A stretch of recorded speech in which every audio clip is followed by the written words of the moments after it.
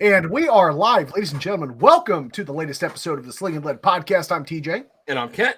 And joining us tonight are Scotty from Gunset. Scotty, welcome to the show. Thanks for having us. And we have a newcomer to the show. Mr. Jonathan Willis has joined us. Jonathan, welcome to the show, buddy. Hello, friends. Thanks for having me. Outstanding. We're happy to do it and happy to have you on the show. So, Jonathan, I hate to do this to you, but see, our audience kind of already knows Scotty, right? Scotty's been on the show before. Scotty, we will catch up with you, of course. But Jonathan, as is customary here on the podcast, we like to give you an opportunity to introduce yourself and asking you to tell the folks at home and those listening, who the hell are you?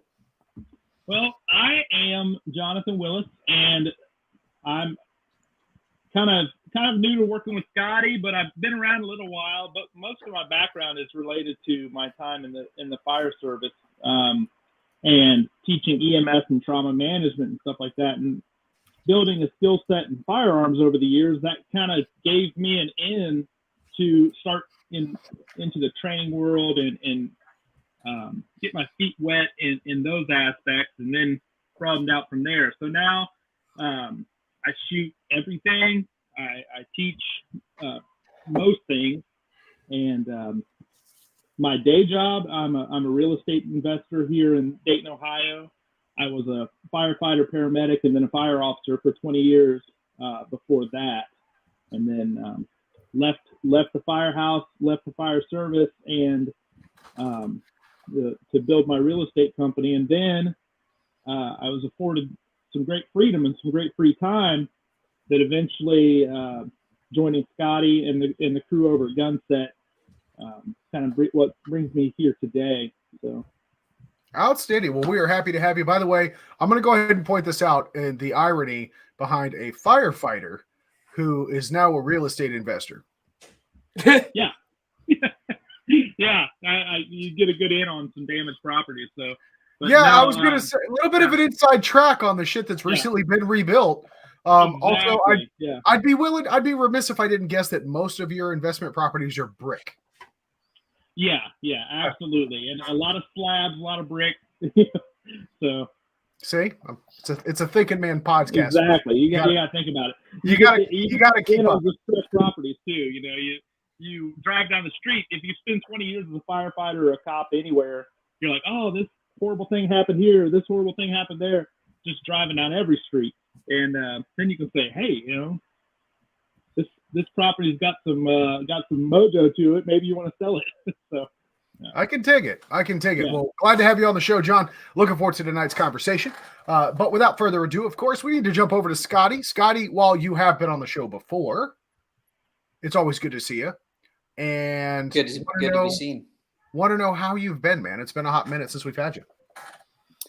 Oh man, I'm just grinding every day, man, and work between 6-7 days a week, either in my full-time job at a local gun shop, where we try to do everything possible not to be your average gun shop, and then when I've got any free time, I'm either teaching private sessions or teaching classes or doing admin behind the scenes stuff, supporting these guys. We've got an amazing team of instructors that, they just get after it and they work hard and they make me look good. And, John here, man, there he is over there. John's pretty modest. The thing that I think is really amazing about John is when I first started down this path doing the firearms training thing, one of the first classes that I took, John was one of the instructors in that class. And, I just looked up to him and thought he was awesome. I just thought he was someone I wanted to be like someday when I grew up, And, fast forward about a decade, we get a chance to work together. And I'm just really, really, really pleased and feel like we're really blessed to have him. So he makes me better every day. He pushes me. He doesn't put up with my bullshit, and he's good dude. Thank you, my friend. That's awesome, man. Let me know how that works out for you, though. The whole growing up thing. Kent and I are still giggling. I'll let you know when it happens. Yeah, Kent and I are still giggling at fart jokes. So, for sure. No way to tell. And another thing that I've been doing, I finally took the plunge, and I think I told you last week. So I've been doing jiu-jitsu for about 2 months. Yes. And I'm mildly obsessed with it. As you should be, my friend. As you should be. So I just been getting crushed just every single day, just murdered by savages. Like these men are not like, I can't believe these people are walking amongst us, you know? And I had no idea that these people were out there. And man, I want to be like them someday. Yeah, when we get to that whole growing up part, right? Yeah. Yeah, good stuff, man. Good stuff. So, folks, for just as a quick reminder, Scotty, of course, of Gunset fame. If you find yourself training or wanting to train in the Ohio area, check them out at Gunset Official on Instagram. They've got all the links to their website and their training calendars and everything like that. So go on over and check them out. I know I've referred a few of my friends in the Ohio area to you guys. So if you see somebody that comes over and said, TJ sent me, charge them double. Will do. Okay, awesome. Now, of course, Kent, my bestest best friend. Hi. How's everybody doing? Buddy. What's new in the wonderful world of Kent? I broke a mod light tonight. Ooh. I broke the world's most indestructible flashlight. If anybody could do it. Yeah, hold on. Inquiring minds want to know how. Couldn't tell you. Flashlight on Walther, flashlight off Walther, pieces of flashlight, various parts of range. Can't have teaching to do. Can't reholster gun, move on with life. I got nothing. It was starting to get dark. I didn't have time to be. I mean, homeboy's paying me a pretty penny per hour. I'm not going to spend that time on my knees with a flashlight trying to find my part of my flashlight. I just kind of didn't feel super cool about that. So mod light's cool people. I'll call them tomorrow, tell them what I broke, and by Friday I'll have parts, I'm sure. After they request whatever's left over for forensics investigation. Probably. Yeah. Is that hold on? Is it so for the poor people in the room? Is it really billed and marketed as like a damn near indestructible flashlight? I don't know about all that. It's just the new hotness. I mean, oh, okay. Because I distinctly remember an ad campaign for Surefire where it had somebody hammering a nail into a 2x4 with it attached to a gun. So, John, yeah, I know you're new here, but whether you know this or not, TJ Ramsey here has the very first Surefire X300 in production. Abraham Lincoln had this motherfucker on his musket. So, look, because I have to light it with a wick, dude. He drew that thing. I was talking him up about like the mod or the floodlights and how the flashlight holsters are so comfortable these days. You can get away with it if you want to and all that. Mm-hmm. Yeah. And he's like, yeah, dude, I've got an X300. Here it is. And he pulls out what I can only describe as like a coal lantern. And I was like, let me see that fucking thing. And I really need to look at the serial number. I'm pretty sure it's only like 2 or 3 digits, but I purchased it when I purchased it new from a store. I bought it in 2008.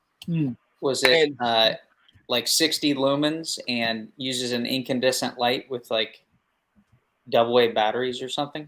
I mean, if it used AA batteries, that would be dope. It would last longer. But no, it is CR123A batteries. Or CR123 batteries, or 123A batteries. I can't keep track of this shit. It's the little stumpy ones. Like a 9-volt battery or something like that? Yeah, I mean, I have to kickstart it. Like, it's diesel powered. A little rope you pull. Dude, yeah, it's got a pull cord. It's got a pull cord. It really makes for an interesting draw stroke, but it works. I've upgraded since then, guys. You got to give me a break. I know you did, but here's what I know more than that. I know that X300 had more carbon on it than freaking a power plant. And yet, I mean, you were running that thing like for a minute. Oh, no, I've beaten the shit out of that flashlight. That's one of the reasons I won't get rid of it. That's a testimony to good stuff right there. I've got about 11 or 12 X300s of various vintages in this house. None of them have ever come flying off a gun. Mm-hmm. Had a mod light for 6-8 months. I've had 2 mod lights on guns for 6-8 months. and the one came hammering out. And the only reason, I'm wearing the Mod Light holster and all that shit, so I threw the G34 with the other Mod Light back on it. But I don't know. We'll see. So Yeah, Mod Light and ask if I did something wrong in applying it to the Walther, or if I don't know. Yeah. Pro tip though, I actually I installed in my original the Abraham Lincoln Surefire, right, the ancient one. I swapped it. It's the one that's got like the spring retention like clip on it. It's not the screw. Yeah. It's not the Bravo. It's the Alpha. Yeah. The Alpha. Yeah. So I put the Picatinny or the 1913 attachment on it, and all I did was widen out the flashlight receptacle or the little receiver end on my Glocks. They're made of plastic. I've got chisels. I made it work. But that works really well. So if I ever move it over to like a rifle or something like that, not a problem. I don't have to worry about it rattling. Anyway, but yeah. So Kent breaks flashlight. Kent, anything else new in your world? Teaching classes, man. Yeah. Just doing the damn thing. I'm on the range every night this week. You've been running some competitions and stuff too, right? Oh, dude, I compete probably twice a month, maybe 3 times. You a grandmaster yet? No grandmaster. No shoot USPSA. Cannot be grandmaster. Shoot okay, are you a master yet? I'm getting there. Okay, moving on. Don't do that Chinese shit with me. Shaded in disappointment. The Family Guy. You guys are too cool for Family Guy references. That was a Family Guy reference. Yeah. By the way, Kent and my relationship, 90% of our phone calls are just us quoting Family Guy lines back and forth to each other. That's a great show. So that's good. There's a scene in Family Guy where the Asian student comes home, and he's like cured world hunger. And his dad goes, "You doctor yet?" Like, "No, Dad, I'm not a doctor. You call when you doctor." And he just walks away. That's beautiful. That's what he's doing in this moment. Yeah. So let's see. What do we got from the chat? Dan Brady's got an Insight M3. Oh my God. Yeah. Dan Brady he's got an X200. Yeah. Okay, y'all can't make fun of me anymore. Yeah. I mean, Dan Brady's been a cop since he gave Barney Fife his second bullet. I'm good at old jokes tonight. I like them. Oh, Justin's here. GMD's bestest AI, except the other ones. Hi, Justin. Love you. Get on the show. So, man, I'll tell you, doing the class thing, I want to learn more about let's see what I want to learn more about. I want to learn more about Gunset shotgun class that just happened. Just now sideways, because we haven't talked about that on the podcast. Oh yeah, that was a day. Yeah, somebody tell me about it. What happened? It was the worst weather that I think we've ever experienced on the range. I've been in like knee deep, which says a lot for Ohio. Yeah. Man, I've been in knee deep snow. I've been in negative 14-degree weather. This sucked. Yeah, I freaking loved it. I had so much fun. I like this guy already. I was rolling AI for our boy Dave, who has a great shotgun class. And the dude is so cool. I mean, he's one of those really. Scott and I just refer to him as the professor. He's just this real professorial engineer type fella, and I've really grown to like him so much. And his approach to shotgun is so cool. So he has this great shotgun class, and so I had the pleasure of AIing for him for the first time, and boy, I was a little bit worried that it might go to straight rain, which would have made it a lot worse. But instead of straight rain, it was sideways snow and sleet, so that was real weird. But it was piss and rock salt, dude. Like. Yeah, it was weird. 60 mile an hour rock salt in your face. That's what it felt like. Yeah, so, it was the first time I experienced Dippin' Dot snow in Ohio. It was like straight up Dippin' Dot. TJ, do you get that reference? That's a Northerners reference. No, I know what Dippin' Dots is. That's what we had. I've lived in other places, bud. Ohio precipitates Dippin' Dots, but they don't taste any good, so that sucks. No, but Scotty. I'm pointing the wrong way. This freaking guy had his stitches issue going on with his loading hand. And so every few exercises, Scotty would get excited and forget that he had stitches that I had not removed yet. And I removed them the next week, right, Scotty? It was the next day. Okay, the next day, yeah, because we had shotgun on Saturday, and then the Sunday we rolled up to do systems collapse with Greg Elliford. So Scotty would get all jacked up about doing a shotgun drill, and he has to be the fastest dude at everything.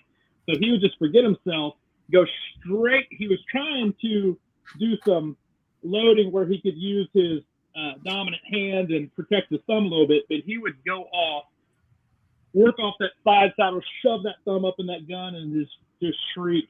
It sounded terrible, but it was hilarious. So, yeah, Scotty, what is it with you and screwed up hands? I know. I was just thinking that. Yeah. No, I tried to chop my thumb off with a Microtech Ultratech, and so I have no feeling in my thumb. They say I never will ever feel anything here again for the rest of my life, which is now it's not funny. Really cool. I mean, it's what it is. It's no big deal. I still got my thumb. That's all that matters. So I didn't sever the main tendon that runs along the back of your thumb. I only 90% of the way severed it. So, it's So not how really I a saw a glass. dude get cut like that, and he ended up with a wire drilled all the way down his thumb for months. And so as soon as you texted me that picture, I thought, man, he might be jammed up for a while. Yeah, but it's getting there. So What were you doing that resulted in such an injury? A knife fight. It was these Filipino dudes. Yeah, see, Jonathan gets it. The coolest story. Defending my honor, the honor of my family. I was opening a birthday present for my daughter. She had this big freaking stuffed animal that was zip tied in a million different ways, and it was a little girl's birthday party, and there was all these little girls at our house, and I whipped my knife out and started going to town, and next thing I know, I had about lopped my thumb off. So it was cool. I'll send you guys some pictures. Just want to point out, if it was a knife I made, you would have lost the thumb. Oh, well, okay. It's pretty sharp knife, but your knives are very sharp. I have one of your knives. Dear God, you're a terrible human sometimes. Okay, so moving on. Let's have like a serious conversation now, because now it was funny until it wasn't funny. So you've lost feeling. How's your your pistol draw all fucked up? That's on my non-dominant hand. Yeah, but I guess okay. So it's on your left hand. So here's the thing, man. Like, shit happens. You got to find a way to overcome, adapt. Yeah. And it is what it is. I can't do anything about it. Can't go back in time. So that's why I was running the shotgun class. I'm flipping stuff over my shoulder, trying to load with my right hand. I mean, I was pretty quick with it. I wasn't as fast as I could be with my strong hand, but same thing with my draw stroke. Like, I just had to kind of adapt and change some stuff. And actually, I took a page out of like some jujitsu, like where you're doing lapel grabs and how you roll, stuff. Roll your grips and stuff, and bring your hand towards you. Same sort of idea with my, when I'm doing my garment removal. Like, instead of doing a traditional grab like I normally would and have my hand facing down, I'm now twisting my hand up, and I'm finding that that's actually a much more sure, strong way to get it. It completely keeps my thumb out of the equation. So, like I said, just keep working, man. I mean, my hand surgeon, he was like, okay, so you've been like babying this thing, right? Because if you snap that tendon and it's only 10% attached, and I'm like, hell no, dude, I've been out shooting. I just ran a shotgun class. I've been doing jujitsu, and he was like, and just if that doc slow me down, man. If that doc saw what you were doing to that thumb in that class, he would have been so pissed. Yeah, he would have sued you for malpractice. Yeah, probably. No, I can dig. And my computer's gonna die. I gotta plug it in. Yeah, it's Keep talking. I can hear you guys. in jiu-jitsu. There's just not a whole lot of thumb activity. Wow. Maybe that's why I'm doing it wrong. I don't know. We're plugged in. I'm afraid to hurt my hands, man. My hands are like I make a lot of money with my damn hands. I could lose it. So in your class, I had broke my finger, right? Isn't that what it was? Yeah, you had a broken finger. Yeah, I had a broken finger. I don't know. You were running your gun pretty good that day too. Yeah, I saw some pictures the other day of me running that gun. My middle finger's all splinted up. Yep. I think what you're doing is you're just trying to give the rest of us a chance. Yeah. Because none of us have a chance otherwise. If you're 100%, if all freaking 20 of your digits work right, we're screwed. Yeah, I don't know about that, but I do. All right, so Mr. Willis, you're the new guy to the show, so let's ask you a couple of questions, shall we? Shoot. Let's just dig right into it.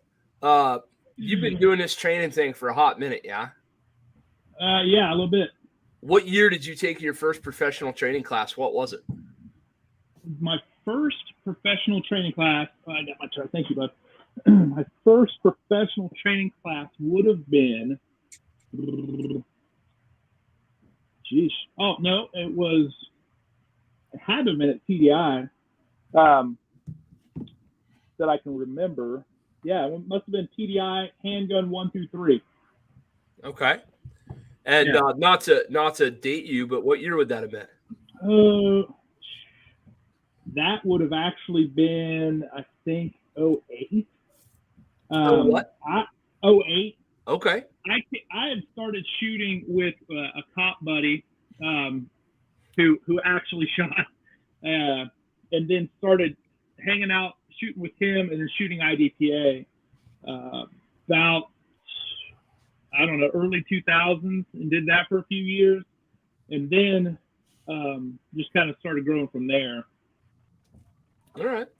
And since then, you've attended and then eventually taught and so let's talk about the genesis a little bit. Like what was the switch flip when you were like, man, I'm on the wrong side of this line, which never really is the truth because you always want to be on both sides. But yeah, when did you decide you wanted to throw your hat in the ring? I've been an instructor of things.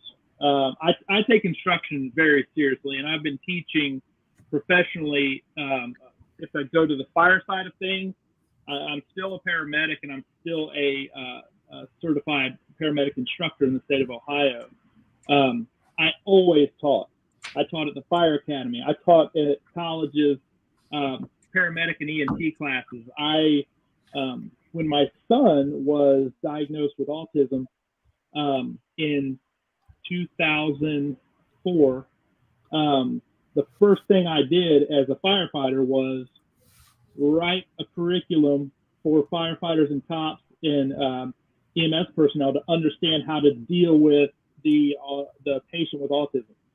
And then I started lecturing that. I started going to conferences and fire departments and stuff like that. So I've always been a teacher. So the big thing in the fire service and technical rescue, I've taught that for years, auto extrication, the structure collapse, trench rescue, all that. The kind of the thing went by in that life was see one, do one, teach one. And that was everything. You know, you were focused on establishing proficiency, then you established mastery, and then you worked on delivery. And that's just the world I came up in. So it was kind of a natural switch to flip when I started realizing I was retaining content and skill sets. And I'm energized by instruction. I love teaching.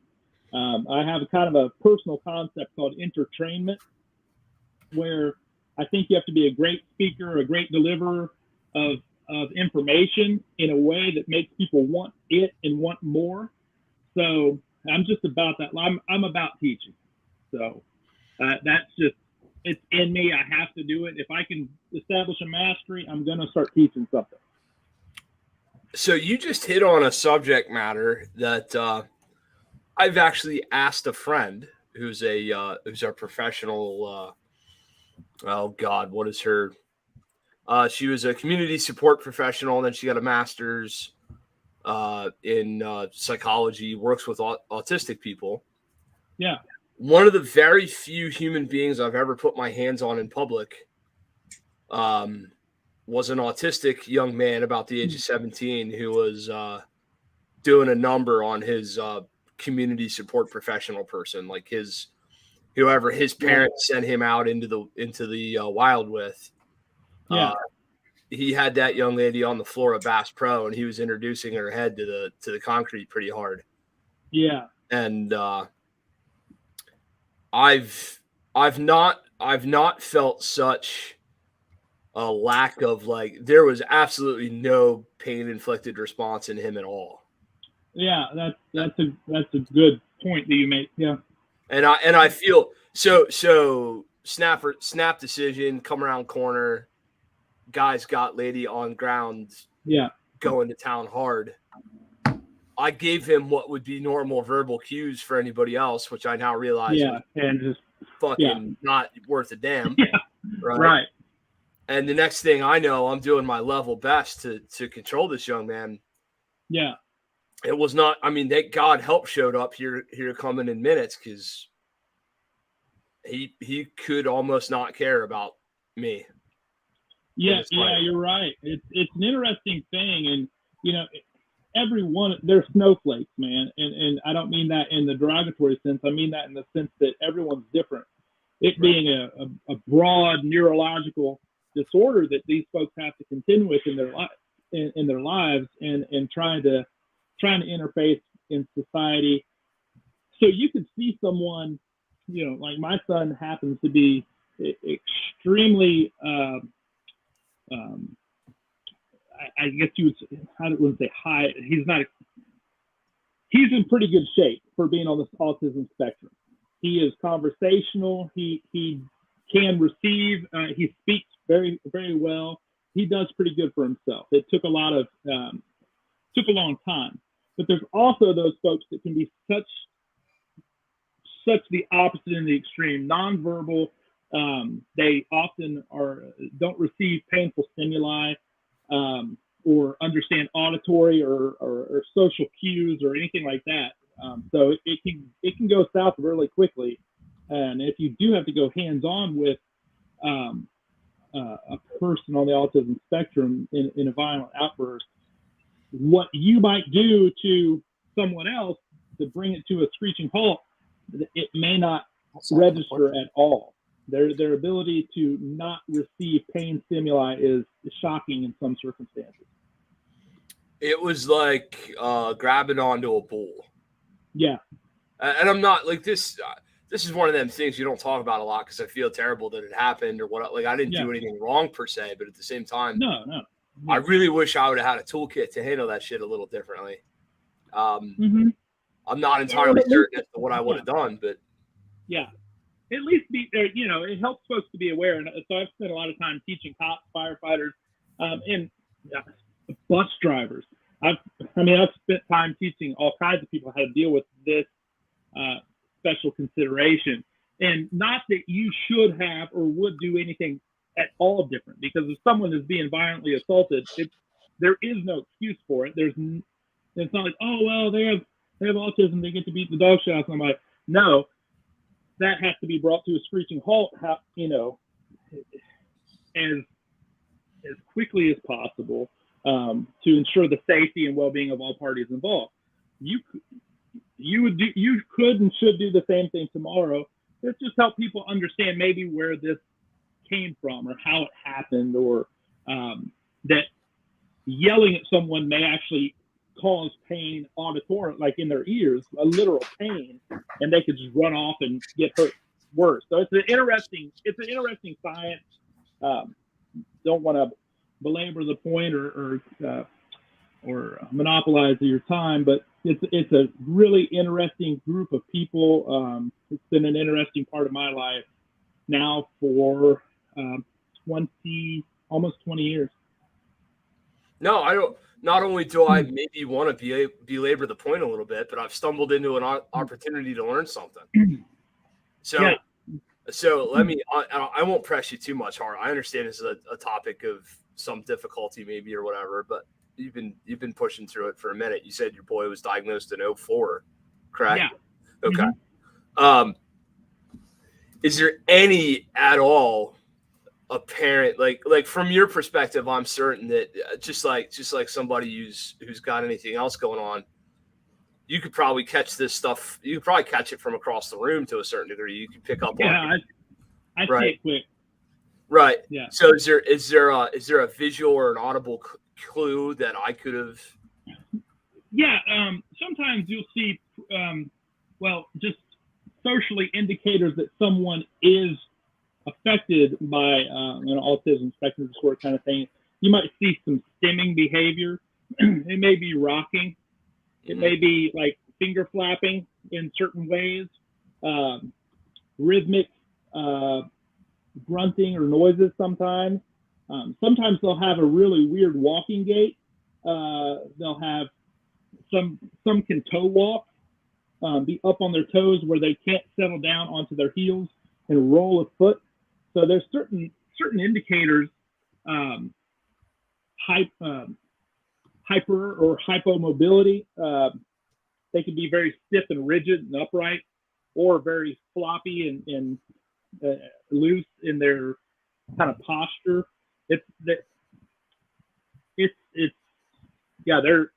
I pick up on it very, very quickly. There's all kinds of things I see. Sometimes you can actually see. You ever heard of Marfan syndrome? No, sir. Who's that kick-ass swimmer that smoked all the weed? Michael Phelps. Michael Phelps. Michael Phelps. Okay, Michael Phelps has what's called marfanoid characteristics, like with Marfan syndrome. Super long fingers, super wide wingspan, a sunken-in chest, some things like that, and a long, drawn-out face. Sometimes we'll see those kind of things in a person. So I think on Patreon that we don't have yet, but we're going to start right now. I'm going to put the pictures of Scott Cronin's freaking almost cut off finger up on the internet for everybody to see and pay $5 a whack for, because he just texted him to me. And oh my dear Jesus, bro. Anyway. Gross. So if I made a goofed up face in the middle of your solid explanation, it's because we're passing notes in class and Mr. Cronin slid one behind the teacher while nobody was looking. Good Lord, look at that. I sent that a long time ago. Oh, the beep just beeped. Yeah, that's crazy. That means Kent just opened it. Scotty doesn't be listening to me. Yeah. I love listening to you, buddy. So it's interesting to think that, because honest to God, I thought to myself after that incident, this has been 3.5, 4 years now. I wonder if anybody teaches a curriculum on this. And here I didn't know that was a thing. Yeah. It's really interesting because there have been some tragic situations, not by anyone's fault or by malice or anything like that. There have been a few situations, particularly with cops being called to scenes to gain control, but not being briefed or having a knowledge of how they might receive, how the patient or the person may receive the stimuli of an authority demanding cop presence. Yeah. There's been some horrible stories that happened like that. Like one was in a group home. So an officer got called to deal with a disturbance at a group home. 15, 16-year-old kid was he was out of control. So this kid, he had a fascination with watching some certain cop show.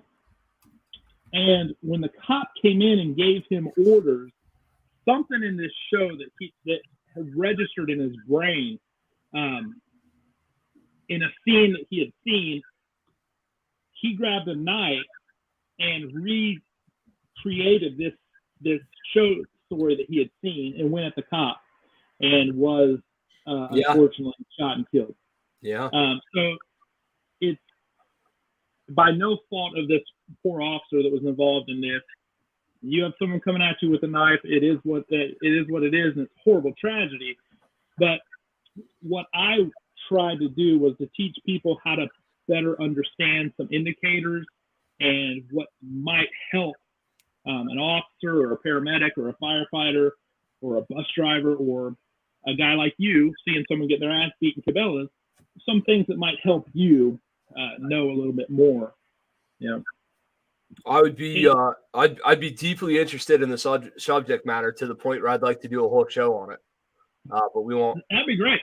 Yeah. We won't burn this one down on it. But Fair enough.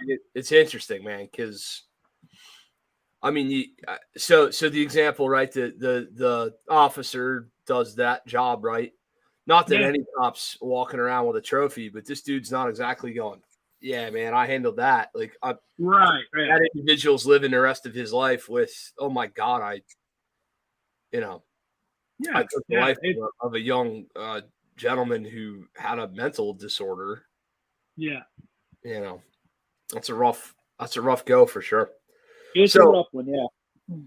Cool. So, what would you say if I said, like, because you've been teaching for a hot minute, if I said tomorrow you're going to be graded on your capability to teach a subject matter, yeah, what would be the one like class or one POI that you're just, man, I can do this one in my sleep? What's your best subject? What do you Trauma, Matt. Okay. Yeah. I'm really jacked up about trauma management. I've, being a paramedic for as long as I was and teaching it for as long as I have, I've always loved aggressive. When I was a paramedic and as an instructor still, I've always loved being aggressive about trauma management, about airway management and things like that. And now that I'm not on a box anymore, now that I'm not in a firehouse anymore, I don't have to spend such a disproportionate amount of my time on cardiology and all that boring bullshit. I can learn and focus on really kick-ass trauma, like Scotty opening a birthday present or, the things that we see or could be exposed to in the day-to-day. And then teach civilians now, like I do, how to recognize and deal with the trauma injury. That's my shit. Trauma is my shit. Very cool. Yeah. So are you... But I would also say he has a great deal of expertise at just about every common, small arms weapon platform too. I mean, the dude's been teaching handgun classes forever. He's been teaching, shotgun, rifle. He can run a rifle. He can run a shotgun. He can run a handgun. He just took a precision rifle class this last weekend, which we have to talk about a little bit at some point. Yeah. By all means, roll into it. Talk about it. Let's hear it. Yeah, it was a good time. I think I told you, Kent, I was going down to TDI to take their precision, their practical precision rifle class. And I really dig the way TDI does this class because the whole context of this class isn't take a giant 12, 15-pound gun and lay down and shoot far. The context of this class is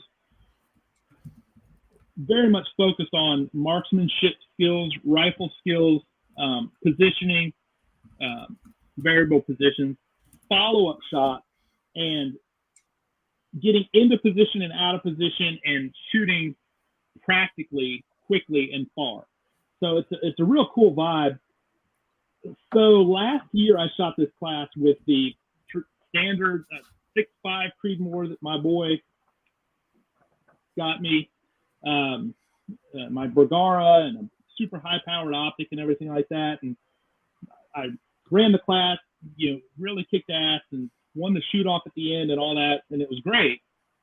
But I really got to thinking about the lead instructor. The lead instructor is a dude named Chris Wallet, who is an extraordinary hunter, a very experienced law enforcement sniper and instructor. And the guy, he really comes with a mindset where he has a specific thing he really wants people to understand the practical aspects of shooting, not just lay down, shoot far, but working through the distance shot situation.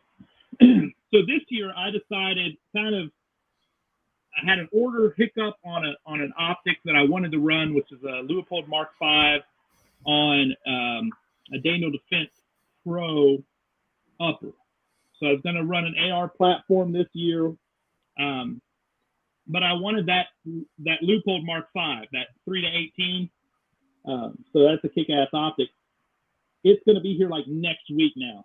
So because of that, I conferred with my boy Scotty and our boy Mike Kinsey, and I said, why don't I shoot this thing like almost raw dog with a Trijicon VCOG, you know, a 1-8 LPVO, right?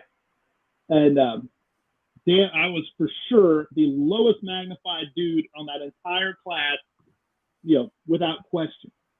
But I wanted to run the class with a low power variable optic and kind of match out what a lot of us dudes are doing with LPVOs on ARs now, and had a great experience with that. So I'm gonna write an AR for Ella Fritz and kind of share what I experienced with that setup. It was pretty kick-ass. Pretty cool. So yeah. It's funny because I misconstrued during our phone conversation. I entirely missed the minute you say precision rifle. First of all, as we get to know each other, you'll quickly understand. I am so goddamn blind I can barely see the computer screen in front of me, right? Yeah. So you start saying precision rifle, and I'm like, I'll shoot that Bigfoot looking thing at 100 yards at the tree line. We'll see what happens, man. Like, I don't know. So just what you said precision rifle. I didn't hear the word practical. I heard precision. Yeah. And I immediately thought sandbags, bipods. Yeah. You know, the big long boys, all the magnification. Yeah. And just, you know, ting, and do it again. And there's a time and a place, and that shit's fun in the right context.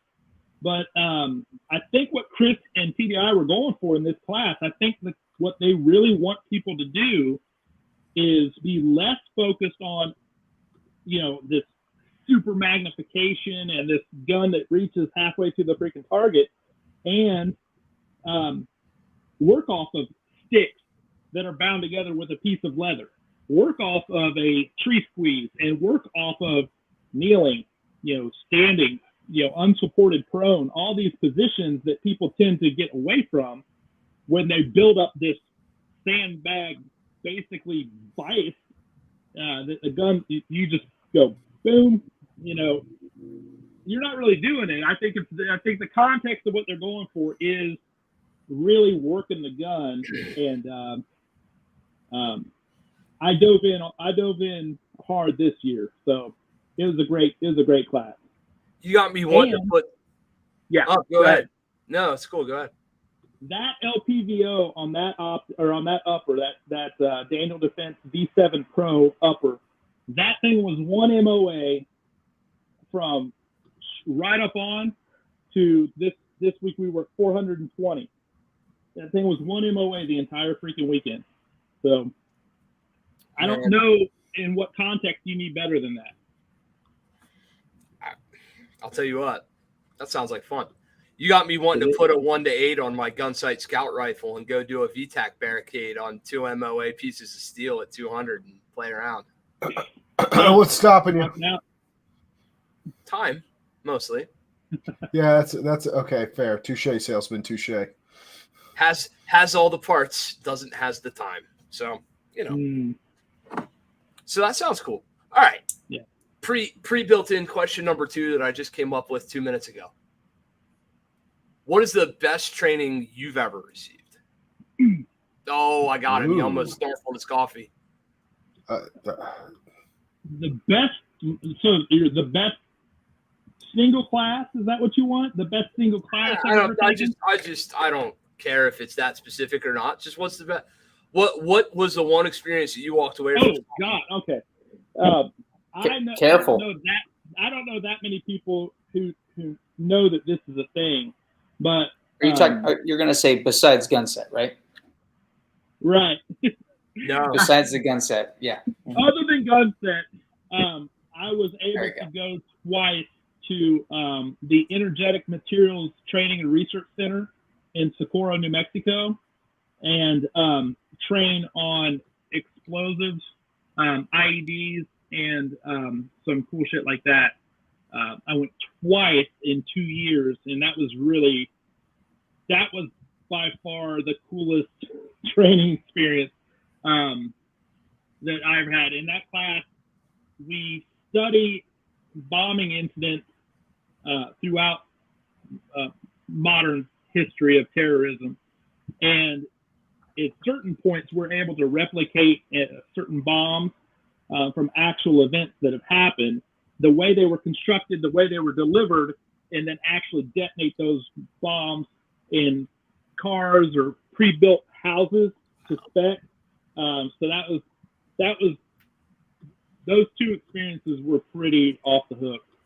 So, translation, Scotty, your shit's good, but it's not blowing up fucking houses good. Yeah, I mean that's fair. It's hard. It's hard to compete when you let a grown man play with explosives. I'm just saying. To be fair, Gunset crew is not able to build 200-pound ammo bombs in the back of cars on our ranges. So that's yet. Yeah. There's yet. Cool. An idea was just born. Yeah. All right. It's gonna be great. So John, how many between fellow students and your own students and fellow cadre, like how many folks do you know that take shooting and med and all that as seriously as you do? Well, not that many. I mean, obviously, it's dudes like I'm pointing the wrong direction. It's dudes like Scotty. It's fellas like you. It's people who are about this life that I do now have the ability to work with and train with a lot more. So in my daily life, it's not as common, but I think I've made an earnest effort to expand our numbers of like-minded and trained individuals, not just gun counter shit talkers, or dudes whose uncle was a cop or have been around guns all their lives or some shit like that. I made an earnest effort a couple of years ago in a decision to change how I approach people talking about guns. So I'm trying to expand those numbers and do my little part as I can to make more people like you and more people like you and more people like this guy. So well, and tell him what your decision was. Like, I was getting there. This is funny. Yeah. So I'm not going to blow your slogan. I'll let you hit your own slogan. But yeah. Couple things that come to mind when you talk about hitting people with what you're about to tell us. What's the response rate like when you go down this rabbit hole that you're about to go down? Oh, I want you to give me the fuck you're right versus the Dunning-Kruger, and like what's the response rate? Is it 1 out of 10 or 1 out of 5? You know what I mean? I would say, well, because of my new approach, it regulates itself pretty quickly. So the Dunning-Kruger crowd stops talking to me. So That's cool. That's beautiful, man. I mean, you take that shit out of your life. That's a beautiful place to be. But I started challenging people to be about it. I started telling people to stop talking shit to me about guns, because all of us have experienced that point in our lives where we became people's gun guy, people's the guy that they ran every question by, or they would always particularly will always want to say things to you about guns because they know you're a gun guy, and they want to gain favor on that topic or whatever it is. It's all bravado, it's all machismo and bullshit. So I finally started telling these people to stop talking this shit to me and to be about it. So a couple of years ago, I tried it for the first time, and I told a dude to flat out never talk to me about guns if he wasn't going to start training. Like never. Like you don't get to talk to me ever again about anything firearms related. You don't get to ask me for what gun you should get. You don't get to talk to me about what I did last weekend. We don't get to have those discussions unless you take the steps to be about this. Don't, you got a bunch of ARs or you got a bunch of pistols. I don't give a shit if you're not training. I don't care what you bought. I don't care what you got. So I went at my first friend, and finally he was like, you know what? You're right. And immediately he was like, help me find a class. And I was so shocked that it worked that I pledged to him that I would go with him. So I ended up, starting a couple of years ago, I ended up repeating a bunch of pistol classes and a bunch of entry-level AR classes because I called these dudes on their shit and then realized, okay, now I have a responsibility to them. And what I saw was my responsibility was to prep them for the classes so that they could have the most positive learning environment amongst my friends who were going to be training them. I went back to the classes with them. I shot the classes beside them, and I spent my own money, my own ammo, my own time to help these dudes over those first humps. So I now have like a group of 5 new students in Gunset that are all about coming. A good friend of ours, Chris Timmerman of Tactical Skills Development. A bunch of dudes rolling up there for some of his one-day course stuff, and now a bunch of guys heading down to TDI. So I called these dudes on their bullshit, and they looked me right in the eye and said, "You're right," and I'm in. So, and now people won't talk to me that don't train. So that's cool. 2 birds, 1 stone. There was a video on the internet of birds. Sorry. Oh, no, that's different video. Yeah, different video. Different video. So there's 3 people in the chat right now that I have had this exact conversation with. Not like, hey, fucking shut up or do it. Not that. Those aren't these people. There are 3 people in this chat who have come to me directly and asked me how to help initiate their friends, family, loved ones, people they care about. If you've read, I just reread Talent Code, and the thing that jumped back out to me this time was ignition. Like there's the moment of ignition, the spark that gets somebody really to dive into practice and all that shit. So how do we help our friends find the ignition? If our goal is raw numbers, like how many more can we get to ignite? I don't know if I love your version of fuck off or do it, because probably 9 out of 10 fuck off, right? Yeah, that's true. But right. I think the people I'm talking to about it, they know that I'm about it. They know that the people I roll with are about it. They know that dudes like you are about it. So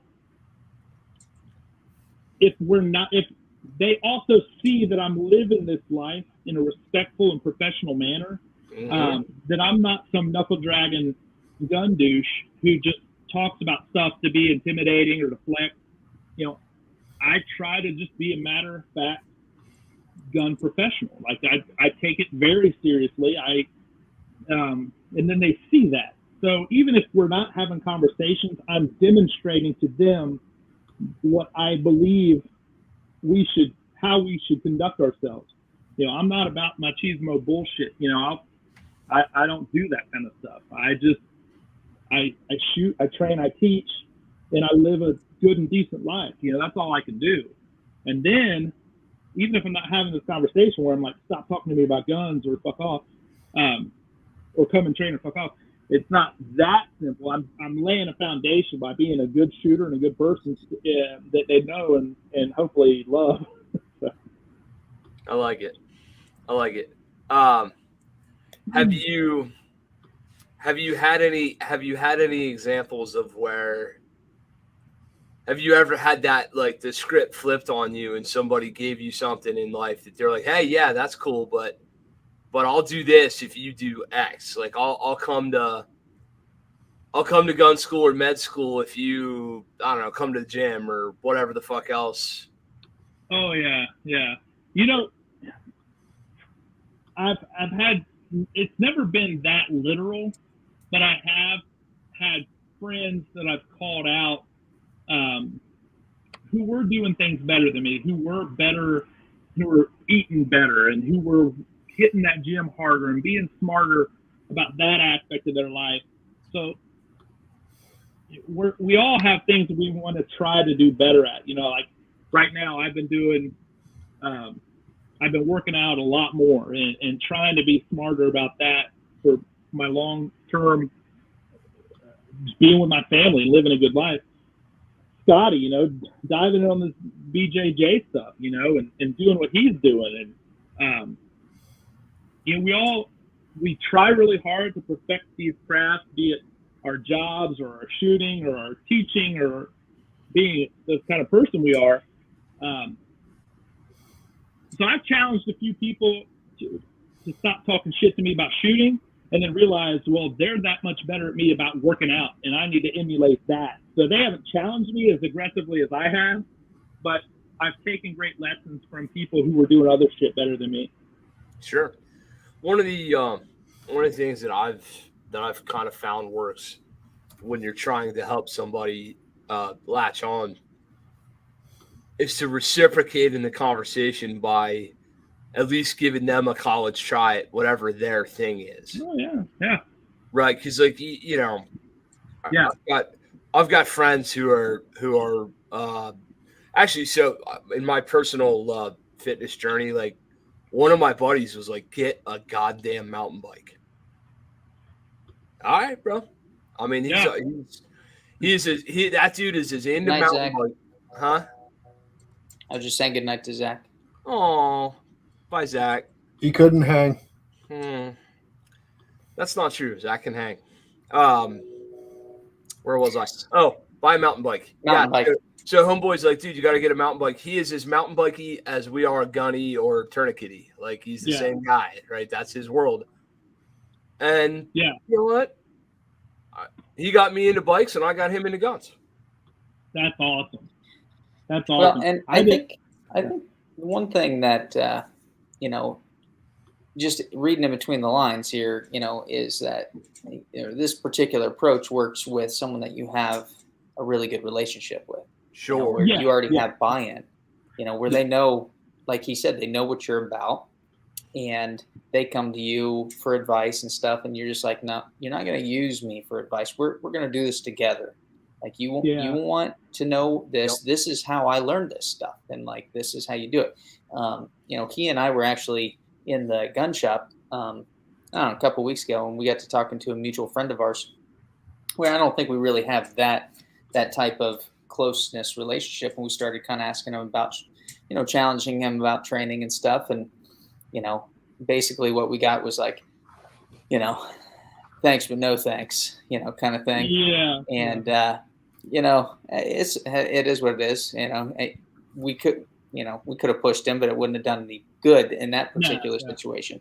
But like with somebody that you have a really good relationship with, that you're really close with, who you have a bunch of mutual respect, that's where that like throwing down the gauntlet, you know, that really works. Yeah, the dudes I've pulled this on have been inner circle, so we're super tight guys. You know, we're life experience type dudes. So that's who I wouldn't even waste the approach on people kind of on the periphery. You know, if they ever came to me, then it would be more like, hey, yeah, let me get you in with Gunset, and let me chart you a nice outline to build on from basic pistol, basic AR, and you can start your learning journey, and I'll consult you on that. As long as you're trying in earnest, I'll help you. My inner circle, I'm going to call you on your shit, and then I'm going to go with you, and I'm going to help develop you beside you. So yeah, Scotty said, you know, this case the other day, this conversation we shared in, dude just wasn't about it, and unfortunately, people are going to be like that. You know? Yeah, it does happen. So Scotty's not a Delta, so there's, you know, that's right. Mm-hmm. Well, the thing is I had 3 different police officers in 1 week, and it was in that same week who I got to talking about with training. And I challenged all three of them. You know, hey man, you know, why don't you come out and train with us sometime? You know, get some trigger time, get some rounds down range. You know, I'm sure you're amazing. You know, but you know, it's always good to get good reps, hear something from a different perspective. You know, maybe we can learn something from each other. You know, I'm like taking that kind of approach. And all three of them said the same thing.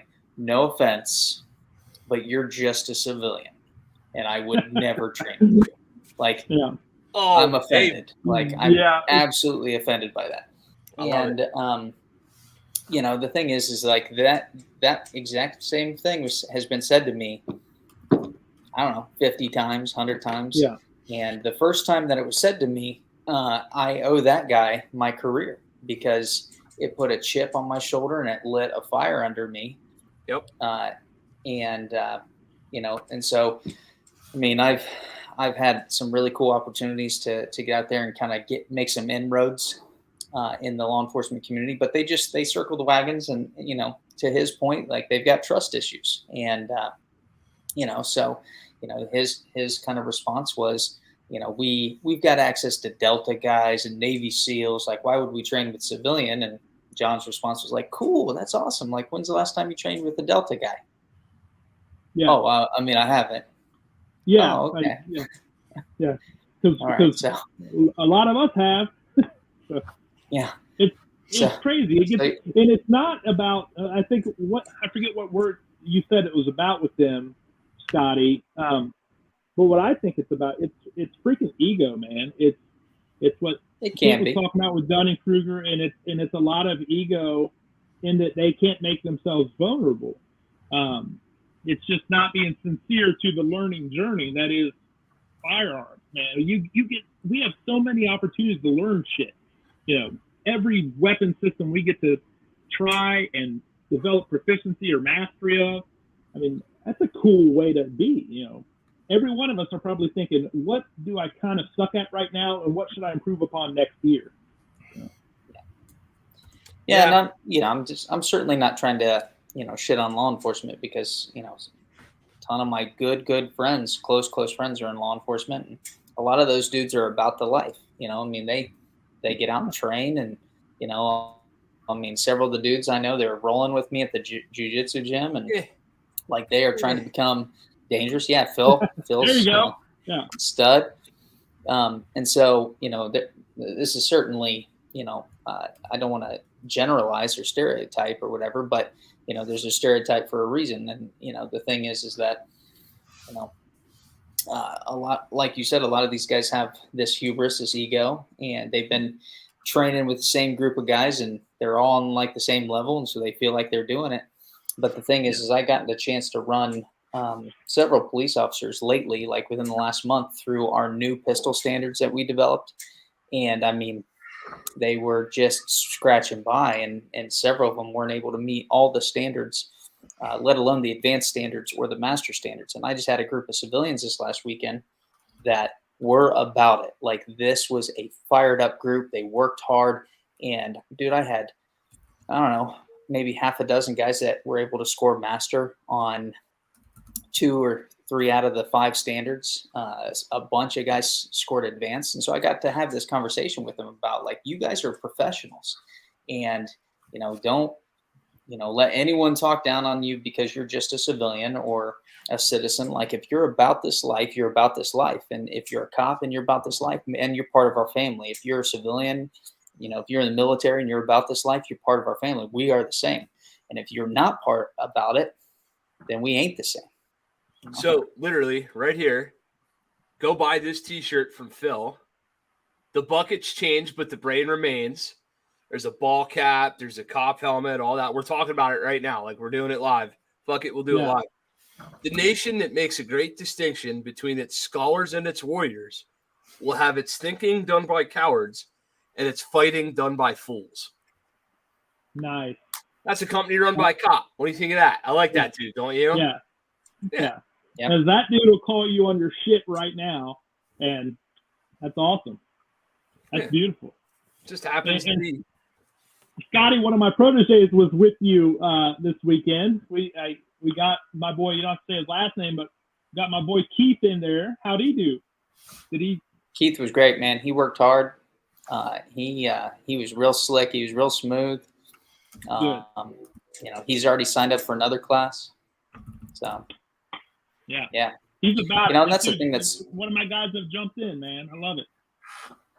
That's the thing about John is, when I look at the rest of our staff, like, boy, they got to do some catching up to you, man. Because just about every class that we have, there's 2 or 3 guys that are there because John Willis, is kicking some butt and getting them in classes, and they're there working hard. They don't want to let John down, I don't think. Hey, what's that test you take? What's that psychological test you take to kind of figure out what kind of like they generalize you into like a personality assessment? Rorschach test? Rorschach? Yeah. Not Rorschach.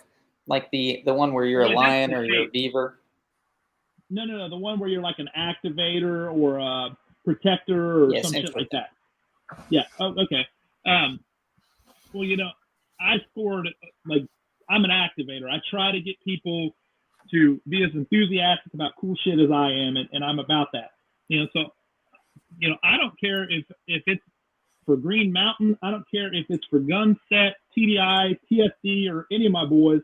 I want to activate people to benefit from all these great opportunities to learn and train and experience and just do cool shit in their life, man. I want my boys to go to Green Mountain and have, and on, where are we? June 6th? June 6th up here, right? Oh, 10? June 10th and 11th, I think, right? June 10 and 11? Okay, cool. I want my boys in that class. I want you to benefit. I want them to benefit from you. I want to activate people to be about this, man. Well, let's get them in there. How do we activate? Let's tell them what they need told. What do they need told? Well, Kent, why don't you tell us a little bit about your class? That we're hosting you for. Tell us a little bit about like your philosophy behind it, because I think it's a pretty unique, pretty neat class, and there's a reason why I wanted you to come to Ohio and wanted to bring you here and teach us stuff. But kind of give us your commercial, man. I'm not big on commercials, but here's what I will do. If you call him now, he'll throw in a set of Ginsu knives. Operators are standing by. I'm Billy Mays, and this is OxyClean. Okay, anyway, moving on. So defensive pistol metrics is all about what guys who care about shooting for real can learn from the competition shooting set. How competitors train, how competitors dry fire, how competitors practice, how folks data log and data mine and really get into the weeds on the particulars of their own shooting, and how that can be applied to I carry a gun defensively, bro. Yeah, it has to be a bro. There's always a bro at the end of that sentence, or brah, depending on where in the country you are. Brah. And then at the same time, where the competitive shooters could learn a thing or two about the mindset and understanding of why we take this so seriously in the first place. Because to a lot of guys, this is a game of golf or tennis or fuck around, racquetball, whatever. We meld those two worlds together, and in the process, try to teach folks not only what they should be getting better at, but how to build themselves a system for how to do it outside of our presence on the range. I do a couple things that are super unique, one of which is entirely open source. So the entire POI, the entire class notes, all the software that's used, everything that we do for ourselves, we give the student. Here's a thumb drive. Here's a Google Docs link. Here's the whole shit and shaboodle. You now have my class. And I stand in front of the room and I tell the entire room that if they are not passing this stuff on, they have failed themselves. Not only do I want it to happen, but I intend for it and I need it to happen. I need it to be retaught. I need it to be recycled, recirculated, and reused. There's no protectivism of the data or the content. I want it to be cited and sourced and used correctly. So I try to empower guys to do that by going, here's the freaking playbook. This is literally what we're doing this weekend. Go run it yourselves. I hope that you do. So I find that to be unique. The other thing that I know I'm ridiculously aggressively unique on is my viewpoint on consequences with a pistol. And I drive that point home throughout 16 hours. I think maybe a little better than I need to. I this isn't like, I don't like for this to be funny, but I made a gentleman cry at like, no shit. He was emotionally changed by his 16-hour experience and going, God almighty. I didn't know, he really didn't know there was a gap in the space of his skill set that he found. And this is not some like slap. This is the guy's out working hard and doing good things and trying.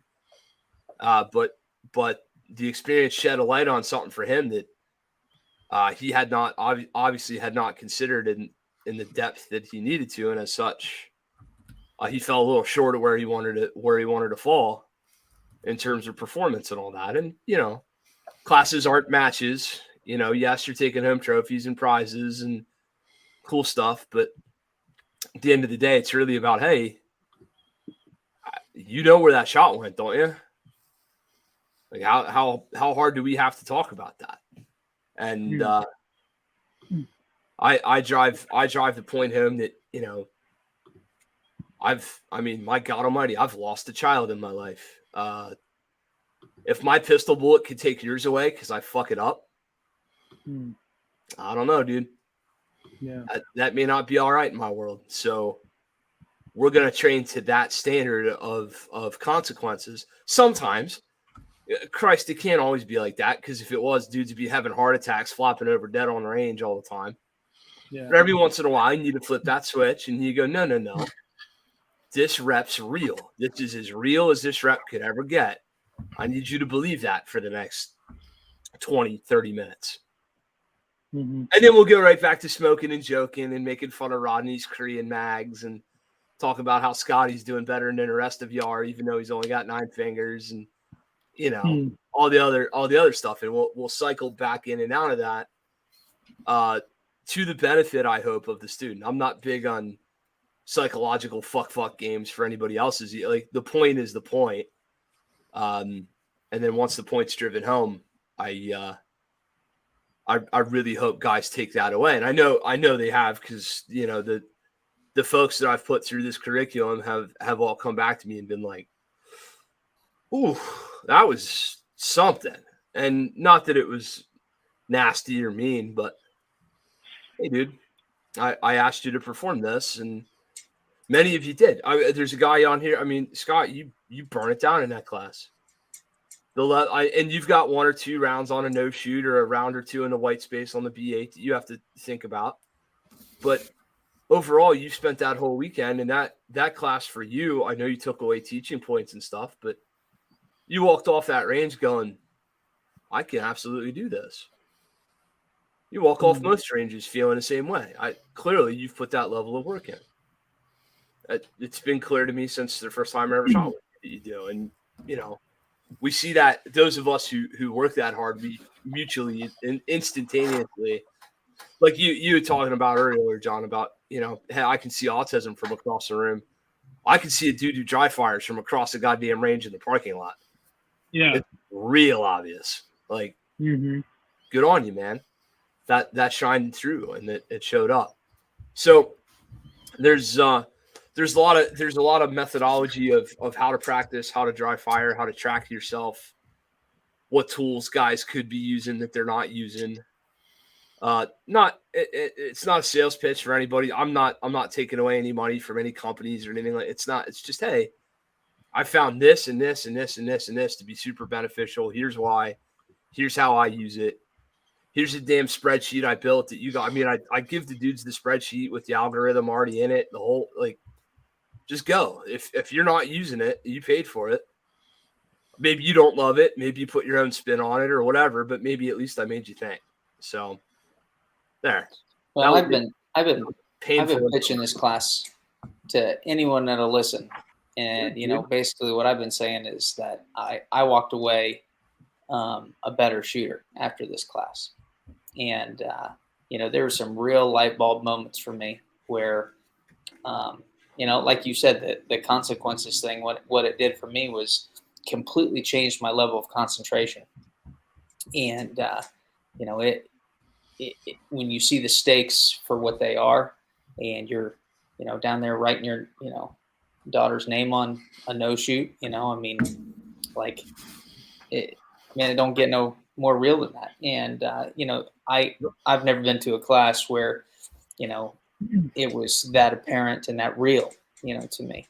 And so, anyone that'll listen to me, dude, I'm telling them like you, if you are serious about getting better and you're serious about using a firearm for self-defense and you want to learn a unique perspective and a different way to do it, this is a class you have to take.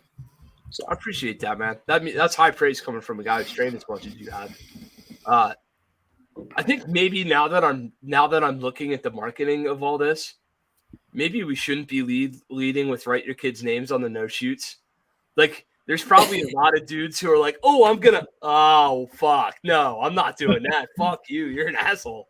Like, there might be some of that going on. Wait, you guys do it before you shoot the drill? I don't want to give everything away. I say you're kind of tipping your. Don't tip the hand, man. No. It's more in the mindset of like, we go from, so anybody who shot IDPA or USPSA knows that there's that dude on the line who's or in the squad who's doing the whole like, I got 11 no shoots. How many no shoots you get today? Yeah, and it's a big stinking dick wagging joke. So when I walk up to pay somebody's no shoot, I just go, hey, do me a favor. Can you give that no shoot a name? Like, what's the name of that? Because is that somebody to you? Does that no shoot mean anything to you? I mean, the whole reason you shoot IDPA is because I don't practice any. I'm sorry, it's because International Defensive Pistol Association, right? Mm-hmm. It's supposed to be the real deal, concealed carry, whatever tactical kabuki. Kind of, sort of is, but isn't. I'd love to get. I'm not talking shit. I love shooting IDPA. It's just there's a whole subset of dudes who want to come out and want to say, I don't win the match because I shoot it like it's real. All right. Then if you shot it like it's real, I want you to name them 3 no shoots because I can read practice score too, champ. So and that's where you get that whole argument in the competitive shooting world versus the defensive shooting world. It'll get you killed in the streets. Right. Right.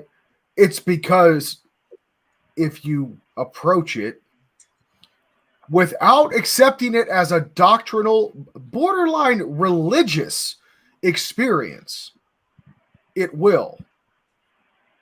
Sure. Yeah, and I don't want to be one of those guys that'll say it will get you killed in the streets, but at the same time, the lack of taking or the complacency injected into your training regimen through gamifying the shooting sports, right? And we can still call it a sport and not necessarily gamify it per se, right?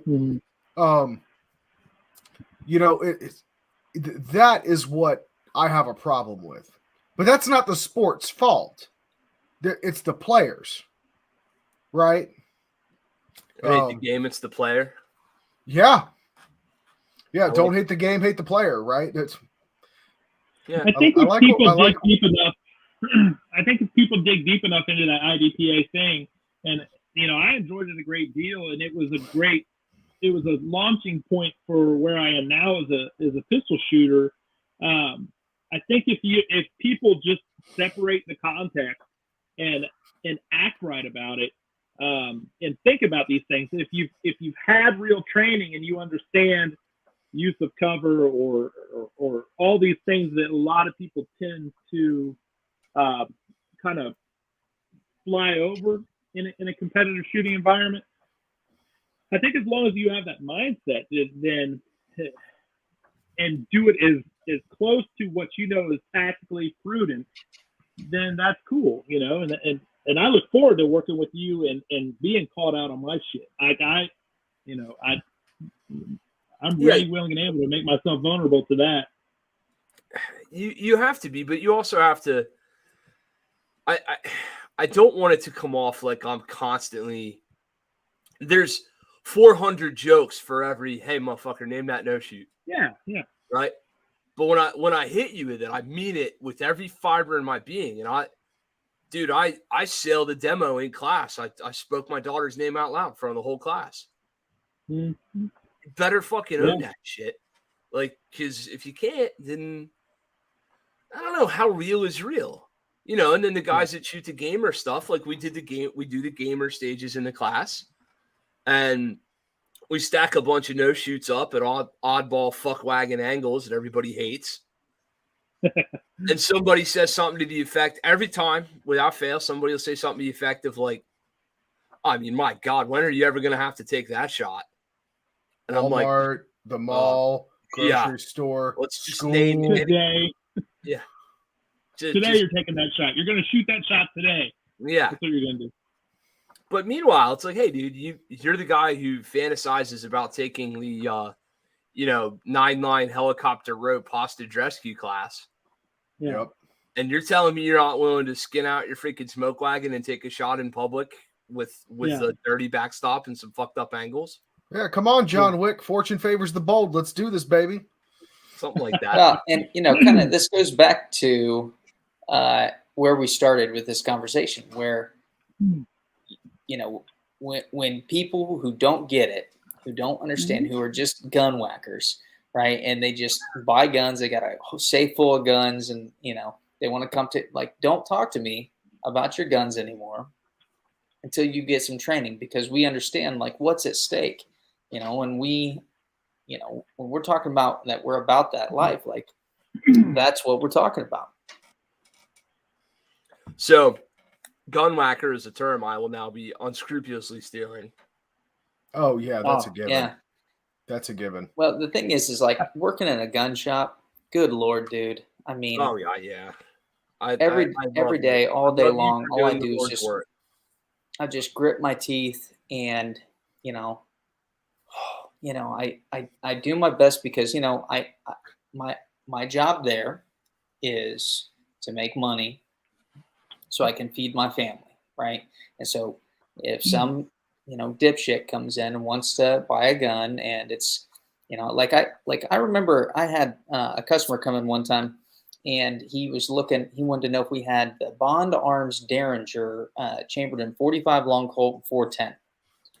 And I was like, yeah, we got those in stock. And he was like, oh, awesome. That's literally the most perfect self-defense gun, most perfect concealed carry gun of all time. And I'm like, okay, I'm listening. Why do you say that? And he goes, well, dude, I just saw this episode of Longmire on TV, and this little girl had that Bond Arms Derringer in her hand, and she shot this guy, and that guy went flying across the room. It hit him right in the chest, and he just went flying across the room. But this little girl handled the recoil just fine. This gun didn't have any recoil. And I figure if that little girl can handle that gun, and it can hit that guy and have that much stopping power, it's got to be the best self-defense gun on the planet. And I'm like, what do you say to someone like that? Am I being punked? That's not how that works, right? You understand, it's a television show, and so where do you start when you're that far apart? So hold on, I've got to tell the story. It's as soon as you said that, it's eating at my soul. I own one of those guns. Dude, there's nothing wrong with owning it, man. I wanted to spell this from a dude who's 210 pounds, fights a lot bigger guys than me for fun. My wife bought me that gun as a birthday gift because when I was way more heavy into hunting than I am today, largely because of adulting and shit. But I started as an archery hunter or a bow hunter. Bow hunting season typically starts during peak rattlesnake mating season. August, September, depending on your state. She got that for me to take with me when I go into the deer woods in case I come across a rattlesnake or whatever have you. I have shot that gun maybe 10 times in my life. Oh, dear God, is it a nightmare? This conversation was one of the funniest fucking conversations I've ever had on the phone with you. Talking about your Bond Arms Derringer that you're First of all, leave it to TJ to get on www.rattlesnakereddit.com and be like, hey, when y'all fucking? All right, I'm gonna bring my Derringer. Like, it's only my dearest friend here would know when the rattlesnakes are getting it in, but he does. I can explain why I know that, by the way. But you want me to? Yes, I do. Okay, so in Tennessee, there are 4 venomous snake species known to the state: cottonmouths, timber rattlers, copperheads, and I think pygmy rattlers as well. I can never remember the 4th one. But cottonmouths, copperheads, and timber rattlers we see all the time. I found out that timber rattlers, because we had a problem with them on my property, there's a lot of them. They're a protected species in Tennessee. Damn. Okay. And I've got kids running around. Last thing I need is to skin the smoke wagon that the little 4-year-old girl from Longmire could handle. Apparently, I'm that much of a child. But I'm like, all I need is to blow one of these things to nothing. And then I get like the game warden coming up, like, what the hell, bro? Why am I hearing gunshots during the middle, right in the beginning of archery season? Come to find out, the reason they're protected is because they only reproduce every 3 years, or the ovulation cycle of a female timber rattler is 3 years. So from natural predation, indiscriminate killing, vehicles running over them, right? People killing them, right? It has actually jeopardized the species here in Tennessee. So they were like, by the way, even though they only are able to reproduce every 3 years, they still have an annual mating season, and that runs from this time to this time. People are encouraged to watch out for them because of increased activity. So I was like, oh, duly noted. So yeah, come like August time frame, I'm extremely careful with where my kids go when they're out running around on grandma and grandpa's property and stuff. Maybe that's a T-shirt idea. The ovulation cycle of the female. I can also tell you there's 111 ridges around a dime and 3,644 hairs on the back of a caterpillar. For the life of me, I cannot understand women. Kent, you're muted. What's the unladen ground speed of an African swallow? This is one of those like Knights Who Say Knee things. East African swallow or the Norwegian swallow. We get real dorky up in here real quick. It'll hurt bad. It just don't watch out for their huge grotesque fangs. Oh geez. All right. So one more serious thing, and then we'll have some funsy funs. Scott, if anything, since you took defensive pistol metrics, have you implemented any of this stuff from a teaching perspective? Yeah, absolutely. What made its way into Gunset? One of the things that I really, really liked a lot was, I think you called it the ladder method of breaking down your draw stroke. Did you call it the ladder method? Is that what you call it? Yeah. So, it's one of the things that I've been doing a lot with our private sessions, people that are wanting to, work on their draw stroke, breaking it down into the 3 different parts and getting the shot time route and setting part times and giving them some goals. I really, really like that a lot. The other thing I've really taken seriously is and this is something that I'm not good at. It's taken a lot of work, honestly, for me to kind of get into a good habit of not just for my students, but also for myself of recording, collating data and using the data that I'm collecting to diagnose, areas that I need to improve on, figuring out where I can pick up, a couple tenths of a second here or there, whatever it is. It's really changed, like a totally different approach to, when it comes to like any type of drill that I find challenging, man, I just start thinking about it and I break it up and I try to figure out like, okay, so where can I pick up time? Where am I losing time? And then now that I've gotten better at that, especially in my private lessons, I've been able just to kind of watch students and see, okay, here is where you are slowing down. If we can clean this up, if we can do this, we can do that. The other thing that I have implemented in my own training is I've done a lot of 25-yard shooting, a lot of 25-yard shooting. And I mean, before this, I mean, I really never had worked at distance outside of like a 3-round fade back or something like that. And, you know, I got COVID in December and I didn't shoot for 3 or 4 months. And all of a sudden I get dropped into the Tom Givens, that master pistol instructor class. And we were doing a whole lot of distance shooting. And I had no idea how I was going to do because I had not touched a trigger in like 2 or 3 months. And man, we were shooting at 25 yards on a B8. And I felt like I was at home, man. I mean, it was just, you know, I think it all comes down to that defensive pistol metrics, man. I mean, I fell in love with that. So yeah, a lot of diagnostic stuff personally, and then also private lessons, and then how we've kind of approached our new pistol standards too. So that's freaking awesome, man. I love that. I know I'm forgetting some stuff. You put me on the spot. No, I know, but see, honestly, when put on the spot, that's the stuff that really stands out to you. And if a guy like yourself can take that course and take 2 or 3 really solid take homes away, that's a fucking huge W, bro. I'm marking that. I'm marking that as a W. Like I don't know what else. Because you've been through how many handgun 102, 103, 104, how many, like, if you were to sit here and to be like, well, I guess that dude taught a pretty cool reload drill. Yeah, all right. But what you're actually able to talk about is how our stuff was able to later actually, I mean, to hear that I was able to give you a little bit of comfort when you went to the Range Master thing. That's pretty freaking awesome. Man, that's 100%. I wish you were there, man. Yeah. Sometimes the dice doesn't roll the way you want it to, but you know, we'll get there. We'll go back to.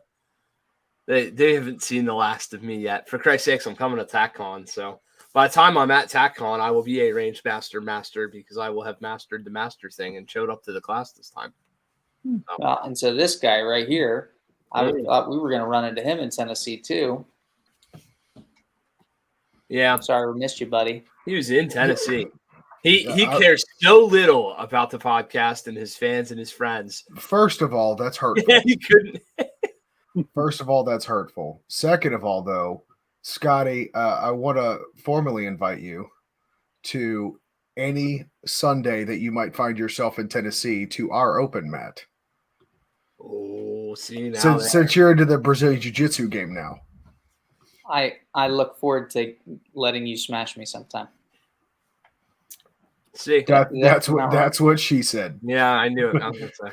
Now somebody had to do it, or I lose points. Yeah, you did have to do it. But no, seriously, Scotty, really loved to hear that you're getting into that, right? But yes, I'd love to show you a few things that I've learned, some things that I still struggle with. I did just get my blue belt, but still, congratulations, by the way. Thank you. But here's the funny thing. One of my coaches, like, we were sitting down after open mat, and he's like, "The magic in that thing start kicking in yet?" And I was like, "No," but I think I found I think I figured it out. I think I figured out why. So there's this thing called the baby blues, right? Little double entendre. You know, young in your blue belt career or journey, you get the blues because you're like, man, I really suck. Did I really deserve this belt promotion? The answer to that is yes, but at the same time, you have to realize when you start progressing, you start putting together like, wait, these guys that I fought with are doing things that they didn't do before. So they're starting to like remove the stops. They're starting to pull out the dirty tricks. And I'm like, oh, okay, now I get it. By comparison, yes, I do still suck compared to my coaches and my professors. But at the same time, I realized that while I was doing really good as a white belt, it's because they were holding back just a little bit. How long did it take you to get to blue belt? A little over 2 years. That's not bad. Little over 2 years. And I will be I've already registered for the World Masters tournament. So I will be going back to Vegas in September to actually fight in the World Masters tournament. So it'll be fun. You have no idea. I'm putting the logo on your singlet because you wear a singlet as a wrestler, apparently. Singlet. Gi. I'll be putting the logo on your gi. I will be. You'll have like your own energy drinks. We are gonna freaking Ken Shamrock the shit out of you for shameless self promotion. Do you roll gi or no gi? Gi. Although I did promise all my rolling buddies, I was like, look, guys, let me get through my white belt phase, and then I'll start playing around in no gi a little bit more. So as soon as I get some time to actually go on a Tuesday and Thursday when we have no gi classes, I will make good on that. Because our no gi is comfortable for me. Like, I was a wrestler my whole life. Mm-hmm. I mean, this gi stuff, people grabbing a hold of you, and I'm like, I don't know what to do, man. The fun part is when you realize that you can, like, there are ways to translate the grips and the handles that come from gi into the street where there is no gi, right? Totally give you that. No gi is certainly more street adequate. All the MMA fighters, that's why they all train 10th Planet. It's strictly a no gi gym, whatever have you. But there are some tricks to the trade. If you think a little street on it, you can make it happen. Very cool. All right. So John is going to be at TACCon with me. Yeah. So yes. I heard we're bringing five guys from Gunset to TACCon next year. Speaking of Airbnbs, I was talking about Zach's Airbnb that he's getting ready earlier. The Airbnb for TACCon is going to be lit, fam. That's going to be how many guys do we have staying in this Airbnb? 26, 7. It's silly, dude. It is freaking silly pants. It's going to be just on this season of Road Rules. Yeah. And meanwhile, is Joel Trey Joel going? I think so. Here's the thing: we need a camera guy. We need a camera guy. Yeah, we need to document the entire weekend. Yeah. The problem is there's just a couple. Maybe John, although I'm starting to think John's one of us. But there's at least a couple adultier adults coming, like real adults, like people with wives that like, and I have a wife too, and so do you. But none of us are adults yet, Scotty. We're all just like we're like the bigger kids in the room now. Like we just got out of the kids' table. I feel the thing is when we do a Gunset trip, I have to end up being the adult usually. So, like I'm usually the one that's like, all right, guys, we need to be here at this time. You need to do this, this, and this. Like, get your shit ready the night before. Hey, let's clean up after ourselves. This is a mess. Mother thing. You definitely have that den mother thing going when you travel with your dudes, because you had to for the class I taught anyway. The Gunset guys all showed up like a row of Tim Kelly's riddled ducks. It's like, here comes Scotty, and here comes Sean. And I was like, oh, the Gunset dudes are coming, and they're all following Scotty. They're all like putting their stuff up, and they had their little OHIO thing. It was all we showed up. Yeah, it was all very freaking. If I wouldn't have been mistaken, I would say you were trying to look professional while you're at it. God bless you. That was impressive, dude. I mean, someone's got to. Yeah, it ain't me. Lord. Well, it really was a response to when Apache rolled into Ohio and they started flying all their North Carolina flags, and they showed up in that battle bus, and so we had to respond in kind. So, I know that was something. Yeah. Did you guys hear about the gift that I gave them? I've heard gave them a personalized license plate, an Ohio license plate that says Apache on it. Nice. But it says Ohio. What is it? Birthplace of aviation. Birthplace of aviation. Yes. Yeah. Which is a real thumb in the eye for the Apache North Carolina guys. So North Carolina of Ohio bullshit about flight. That's a sensitive topic for us here in Dayton. It really is, and they think it's funny. We take it serious. No, it is funny. Yeah. It's goddamn hilarious, and I'm the outsider over here. It's funny to me. I'm sure it is. Like I spent years vacationing in the Outer Banks. Yeah. So I was and then reading the biography of the Wright brothers and learning why the hell they went to Kitty Hawk, and that made me even more pissed. I was like so mad, because it's always been a pride thing in Dayton that, without us, I'm 5 minutes away from where those boys grew up and did all their shit. The only reason they went to North Carolina were high winds and total privacy. Like, that's it. That's a hot button topic, man. You gonna be okay? It really is. I see why you would enjoy that. I would too I'd be contrary about it if I was in North Carolina too. That's pretty funny to me. So, Scotty, I'm gonna tip my hat on this one, but there's a T-shirt that Zach and I are making Frank work on that all 20 some of us are gonna have for TACCon, and it's gonna say, because we've got Apache Solutions, we got Green Mountain Defense, we got Vigor, and we've got Gunset represented, right? So the T-shirt's gonna say, Apaches vigorously defending the Green Mountains, ... Also Gunset's here, or with their Gunset, or some other, like, we've got a couple designs figured out. So Zach's favorite is Apaches vigorously defending the Green Mountains with their Gunset skills. It's a pretty long shirt. And then we're gonna have like Indians and arrows. It really rolls off the tongue. No, that's the whole point, is it does not, and that's why it's funny. And the back of the shirt's gonna be all our various logos, but like fucked up. So it's gonna be like Vigor lettering for Green Mountain Defense and Green Vigor, and it's just gonna be bananas. It's gonna be so fun. And we're gonna take a group picture, all 20 some dudes wearing our T-shirts. It's gonna be like a bunch of trailer park people went to Disney World. Same deal. That's a lot of dudes. That's exactly what I was thinking. Right, and we will get nothing short of a gajillion miles on social media out of the marketing benefits of doing exactly that, which is why we're all doing it.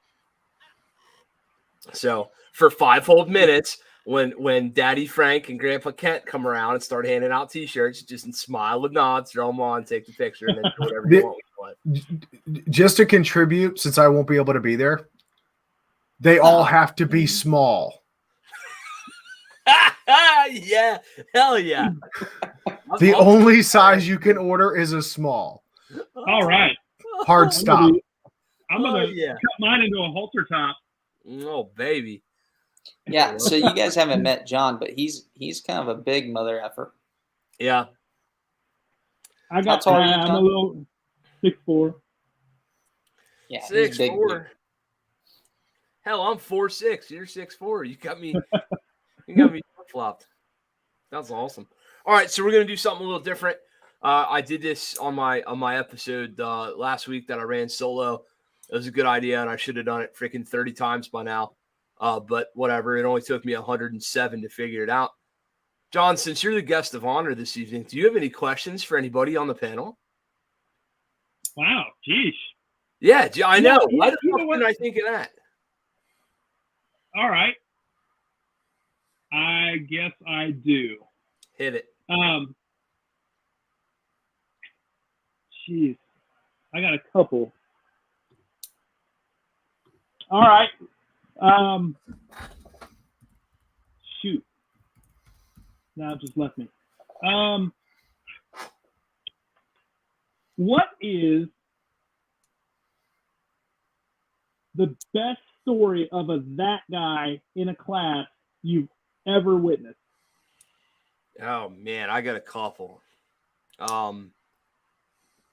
That guy, like that the dangerous dude, the walking Dunning-Kruger banner. It could be any that guy. Every class has that guy, and if you can't figure out who it is, it's you. Right. So, your best example of that guy. There was this dude. There's a very high possibility this dude hears this, and that's frankly okay, because whatever's. I was at SIG Bullets on Vehicles, I think. I was at 6 hours Bullets on Vehicles. And there was a gentleman there who was a Hawaiian bounty hunter. Okay? Huh. Now, He wasn't Hawaiian. He lived in Hawaii. But he was a big old, and for me to make like for me to call a dude fat, my man was big because I done lost me 100 pounds and I still could lose some, right? So this dude was a large human being.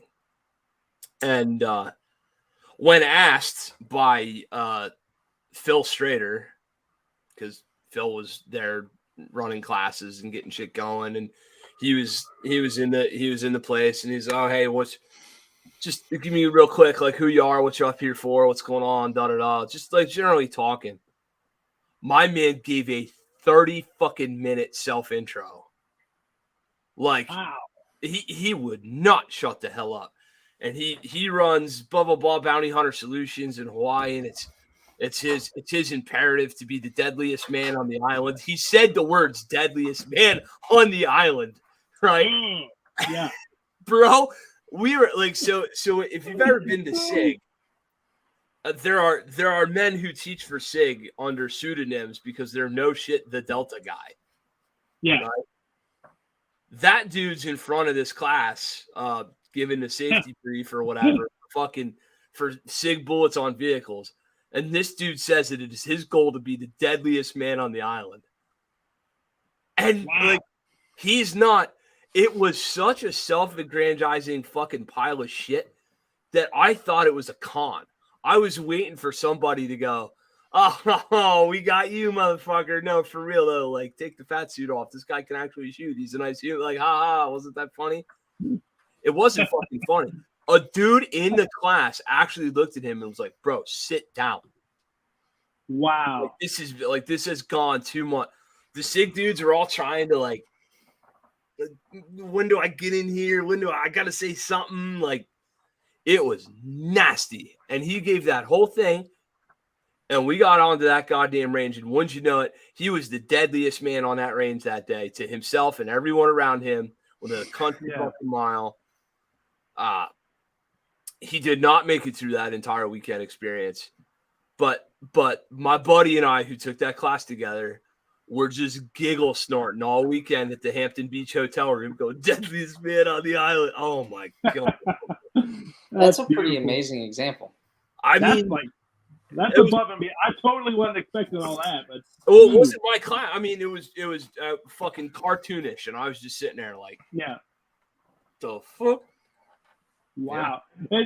It's one of those things where you're like, I don't know. I'm alarmed that this is happening, but I'm so happy to be here right now to actually see this and know this like firsthand because no one will believe it's like a moment in history. Yeah, you're like, I get to see this. This is like, yeah. I wish I could have been like, not filming because, dude. Oh shit, that's beautiful. It was incredible. I don't think we can. I don't think any of us can top that. No, I don't even think we can come close, man.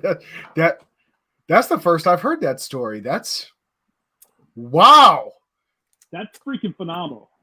Well, at least now we know how all those thirst traps are making their money on OnlyFans because he's probably donating his life savings to them. Yeah. That's the thing. So it's funny you say that, TJ. God almighty, if he didn't go into SIG and buy the pro shop. That dude had everything. He had all the guns. He had all the mags, all the gear, the battle belt, the freaking... Of course he did. All the stuff. I mean... Slow down there, Paul Blart. Yeah. Wow. Answers. What do you got, John? You got a good one of those? Hell no, not compared to that. Shit. Well, all right. I mean, I guess one that was pretty good is it's not as long as that or half as funny. But we had a DA from a little town close to us called Chirac, and this person was the dude wearing the short and a drop leg thigh holster all the way down almost to his freaking knee. Oh my God.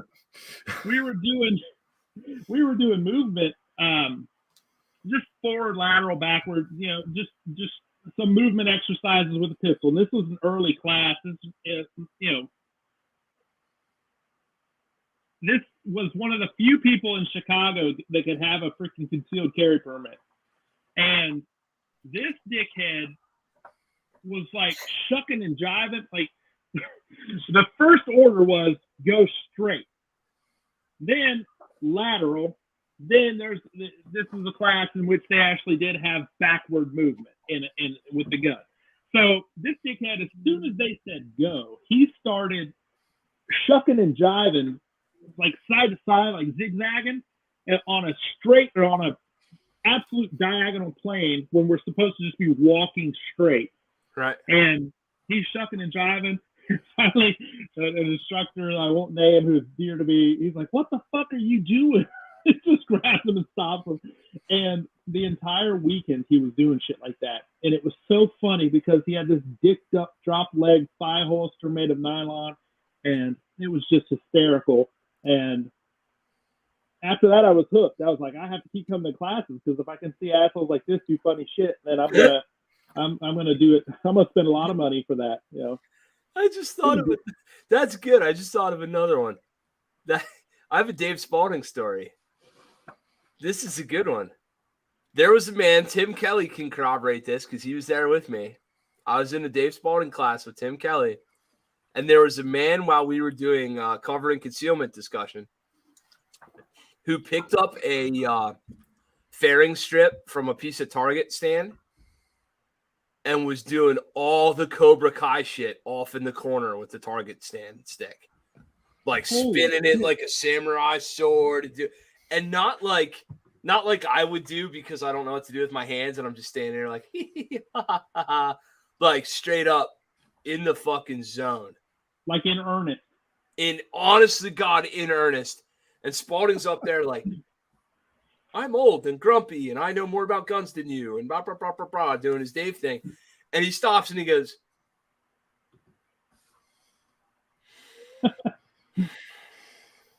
and just right back at like zero verbal acknowledgement of Cobra Kai whatsoever.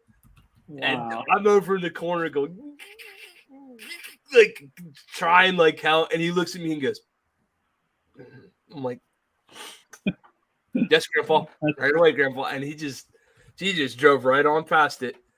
And then the guy, what was funny was the guy later asked him a question about cover and concealment. And he goes, if you wouldn't have been masturbating with your sword in a corner, you'd have an idea what we talked about earlier. That's beautiful. Oh, God, people are crazy. What do you got, Scotty? You got to have a good one. I mean, hell, you had Frank show up in an American flag onesie or whatever. That takes, you know. Yeah, I mean, I've had lots of those guys in classes and stuff.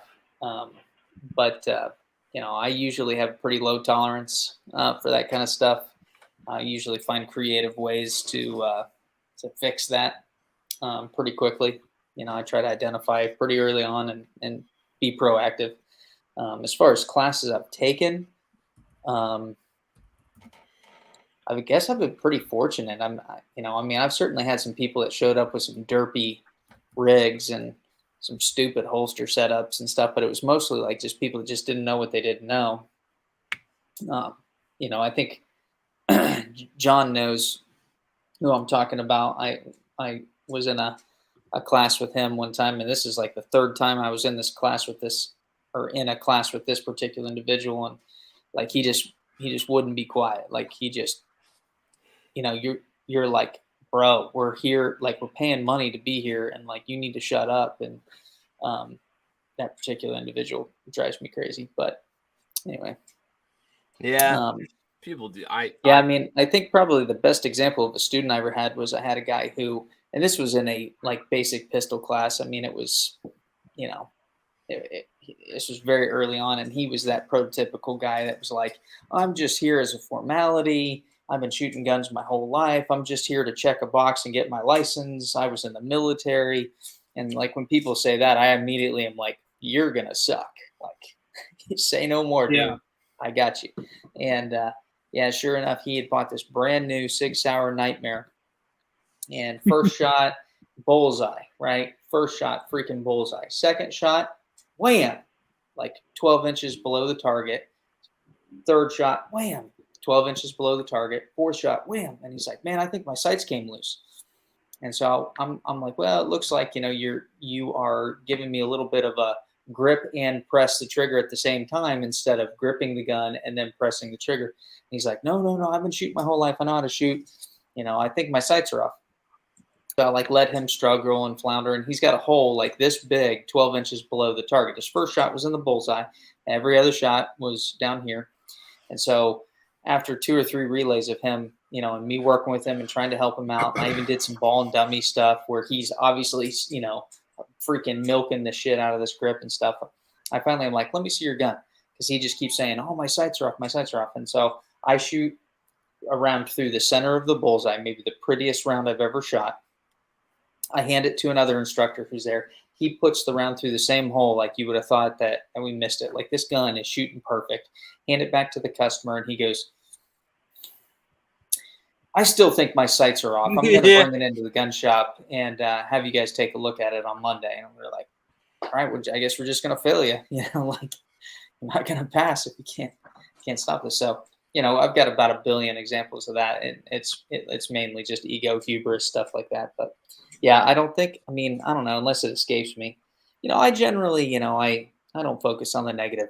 If you know me at all, I'm just negative, always funny. That's no, I don't know. I'm just tired. I can't think of anything. I do have a question for you, Scotty. All right, go ahead. What do you got?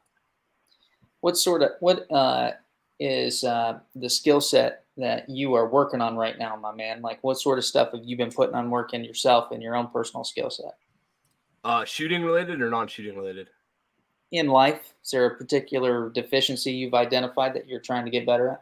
Yeah, absolutely. I need to do a way, way, way, way better job carving out personalized time that has nothing to do with revenue generation. Yeah, that's not sexy or fun or cool or like a cool podcast topic, but maybe it is for a different show. But survival, though, I am coming home and I am turning phones off and diving into bed with my kid for a 45-minute wrestling match. And doing whatever else those that know, like I am 90 hours a week straight out all the goddamn time, and it's gonna kill me if I don't stop. And if it doesn't kill me, it's gonna alienate the people I love. So I gotta learn to man up and set that shit aside and do whatever. That's not externally being forced upon me. My wife's not bitching at me. It's just me going, you know what, like, this ain't cool. It ain't right. I gotta fix it. So I'm trying to be a lot more intentional with my time. Oh yeah. What about you, TJ? Thank you. Yeah, honestly, a lot of the same, right? Yeah. The time, Kent and I, we used to talk every day just to kind of give everybody an idea how busy we've been, in our off-camera lives, right? I haven't actually had a vacation since November of last year. Yep. The only time I've really gotten away from work other than weekends, which has been a recent thing, was to attend, to deal with funerals and deaths in the family that we've had. We had back to back. That was literally the only time away where I was able to actually disconnect from work completely and go do my thing and handle my family business. So yeah, just like Ken's saying, I can't. Sadly, I don't want to. I say this lightly, but sadly, my role within my company, I don't necessarily have the luxury of just turning my phone completely off. Like, I need to be available if someone calls me. But one of the things I have been doing is setting my alert notifications to like just personal only. So social, like if my friends call, hit me up on social media or whatever, like I'll get that stuff. But any of my work related apps get turned off, right? So I'm not answering that Teams message. I'm not seeing the email alerts come through all hours of the night. I am fortunate that I'm not the only one in my company that works that hard, right? I'm surrounded by a lot of very amazing people that have a very similar work ethic to me, but there are a lot of times where I'm working a lot longer than they are just because of the nature of my job. So I have to be like, no, the people you work with, get used to you being available Yes. after hours, right? And it's not their fault. They're up, they're working just as hard, right? You have to be able to tell them no, or realize that whatever they're sending can wait until tomorrow, or it can wait till next week, right? Not everything has to be an emergency. So that work-life balance is really important. And admittedly, just to kind of keep it onto the shooting topic, my work demands have encroached upon my shooting skills, my shooting ability, right? Going to the range once a month at a minimum, like I used to, that hasn't been a thing, right? So I still make time for jiu-jitsu. Luckily, my whole family trains it. So like when I go to the gym, it's me, the wife, the kids, and we all go and we have a great time for a few hours, 4 days a week, right? We all train really, really hard. So great experience, great time with the family there, but still just turning off the work switch is vitally important. So that's been a big part of it. That's been a big part of it. It really has. What about you, John? Well, personally, you have no weaknesses. I understand. I'm good. I'm finished. No, we're kind of staring down a pretty serious transition for our family because, Vance actually, today was his last day as a high school athlete. Monday was his last day as a student. He graduates in a few days, and then he'll be leaving. So I'm trying to prepare with Elaine for kind of a life transition in that our younger son will be gone. It'll be us and our older son who is gainfully employed, thankfully. But we're looking forward to kind of a new type of life. We've had kids in schools for the last 20 years, and now they're both going to be out. So it's kind of a new time for Elaine and I to really kind of allow our time to be about us, and I'm pretty excited about that. So I really do look forward to she and I just really focusing on our time and our relationship and our friendship and all those great things. So that's a pretty cool personal place that we are at. Professionally, obviously I'm in real estate, so it's kind of an interesting time to be preparing for what may be coming towards us. But I'm flexible and ready to go, so that'll be fun too. It will be. You'll be in the unique position to pick up the pieces after the impending financial apocalypse. Yeah, it's been kind of funny, and I think a lot of people in the investment world kind of joke about it, and they'll say, they use the reference blood in the street. A lot of us are thinking, well, it's coming. That shit could happen. Oh yeah, it'll be an interesting time. The last collapse, I was not in real estate yet. I'd always daydreamed about it. I'd always hoped to be about that someday.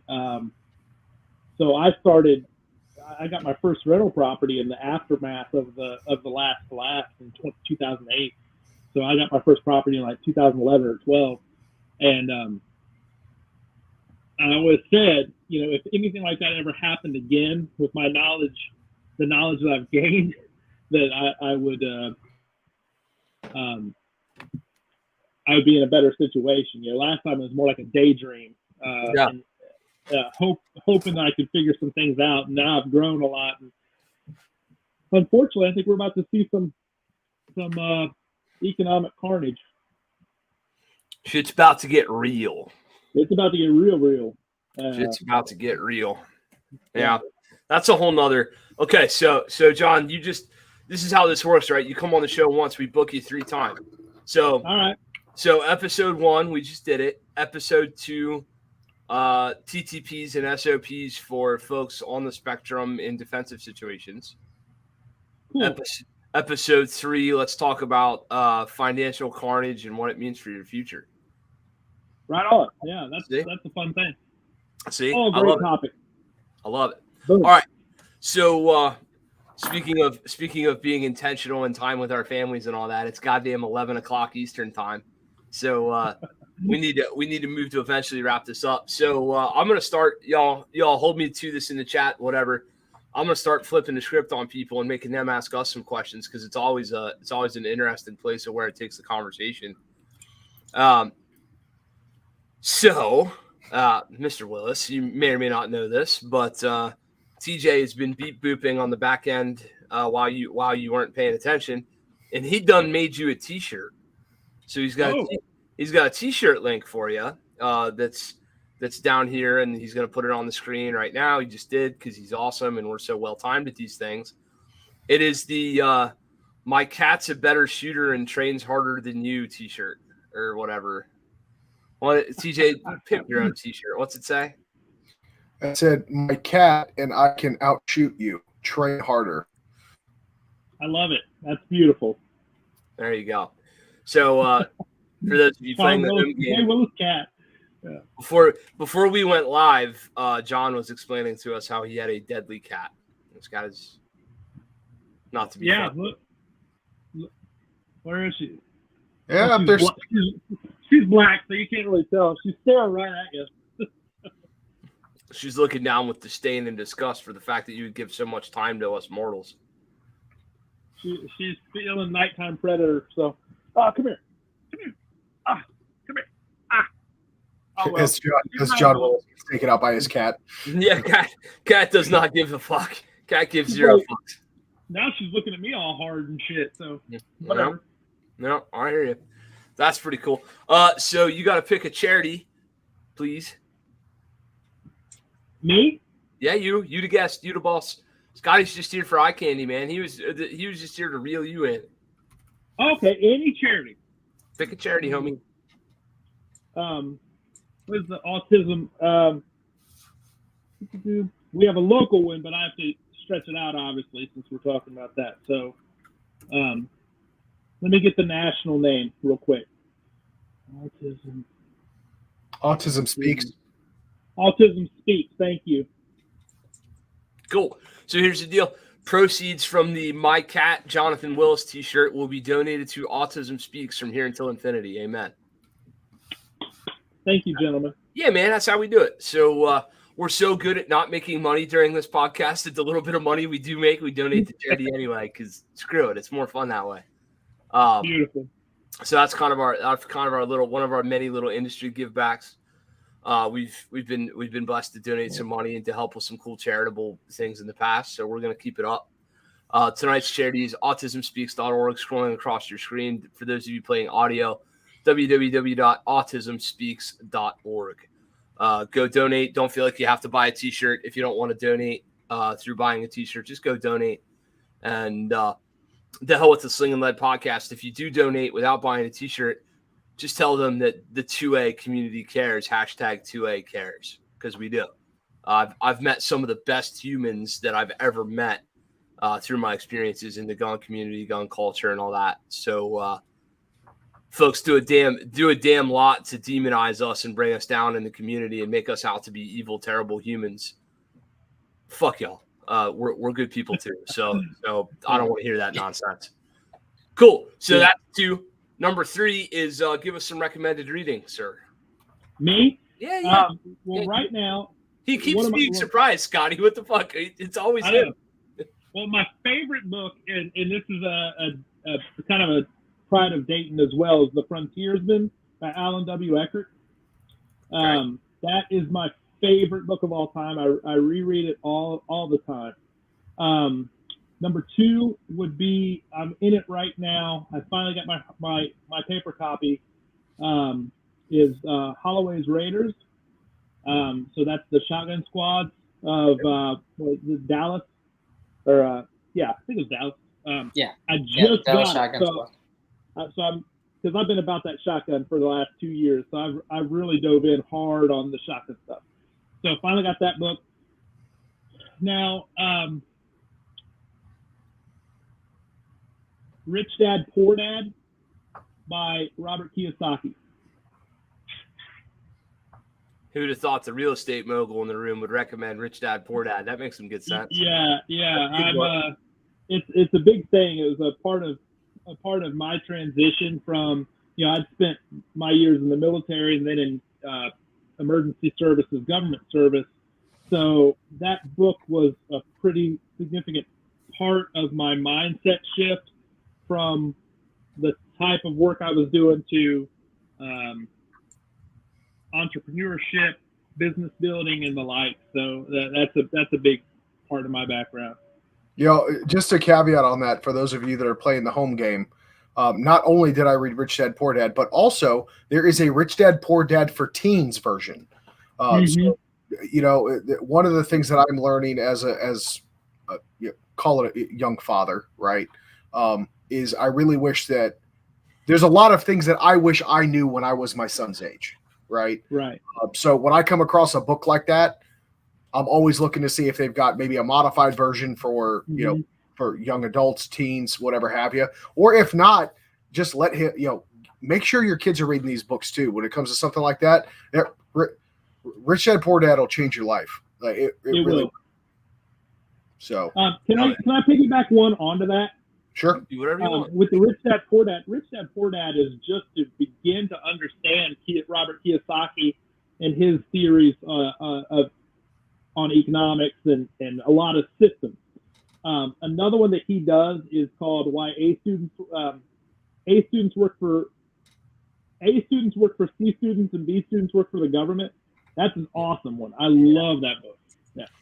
Yep. Familiar with that too. I like it. Very cool. Well, clearly we could do this for the next 6 hours, but some of us can't. Jonathan, thank you so much for blessing us with your time and your presence, being so giving and generous this evening, and sitting down and talking to us like you have. Pretty cool of you to be willing to come on our silly little 2 tin cans and a string podcast and talk to the world. But you are talking to the world, and if you are part of the world and you are listening, oh my God, do the links. So there's a link tree down here in the description for where you can get all the cool merch and the swag and all that. Somebody was asking about Green Mountain Defense t-shirts and all that good stuff. That's all up there. If you're just coming to us on YouTube, you see us later. All 107 of these now have been syndicated out through Apple, Spreaker, Stitcher, Spotify, whatever. Literal thousands of people will hear this episode at one point or another. That's also pretty goddamn cool. Worldwide, bitches. Worldwide, goddammit. We out to you. We're coming to you live on AM. This is a fake station 22 in Dallas or something. I don't know. But it's pretty cool the reach that this has had. So if this was your first one, there's 106 before it. Jump in, get your feet wet. Just great content, great information. This has been an infomercial for other people's training, if nothing else. Speaking of other people, we got family in the house. So Scotty, pimp your training, please. Where can they come train with Gunset? How can they do it? Check us out, traingunset.com. If you go to traingunset.eventbrite.com, you can register for our upcoming classes. Got a couple basic pistol safety courses that we've got coming up this month. June 4th, we've got our Tactical Rifle 2 course. That's going to be at the wonderful Xenia Police Training Center. It's an awesome range, great course. If you've taken our first rifle class or some other comparable rifle course, TAC Rifle 2 is coming up. Obviously, we are hosting Green Mountain Defense June 10th and 11th. Kent Hauer is going to be in the house, so we're excited about that.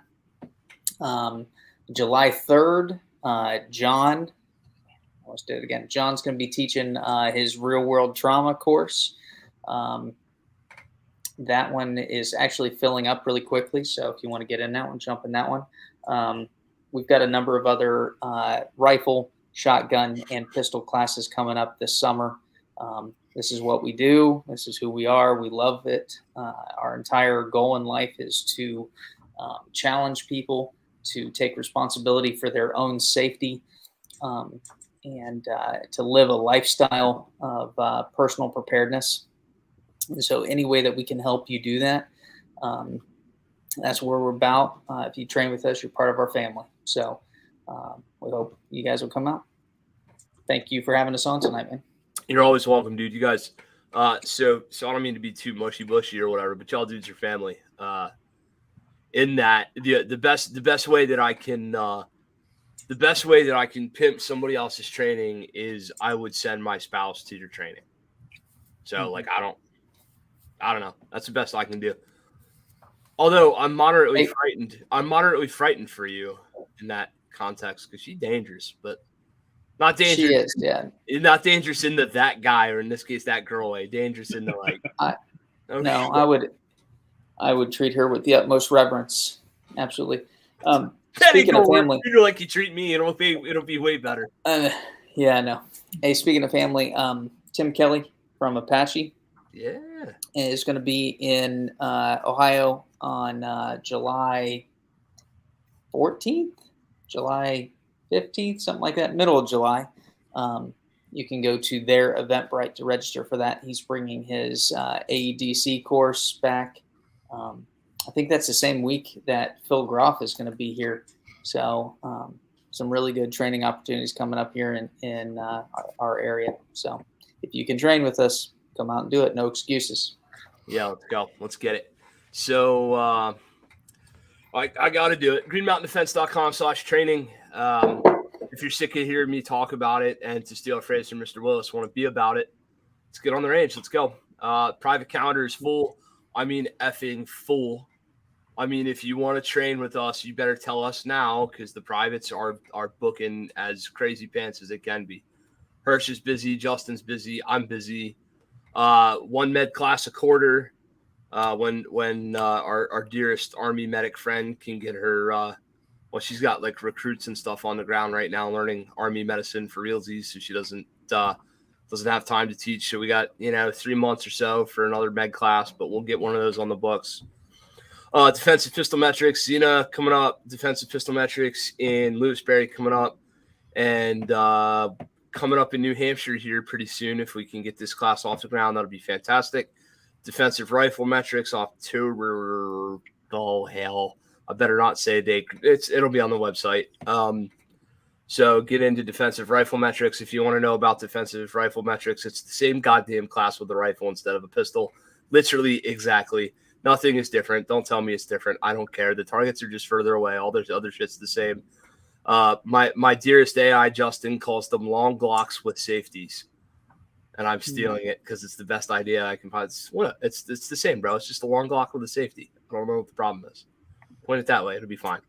And then let's see what else. What else? All the hosting. Holy shit. So we've got who's first? Chuck Pressburg coming.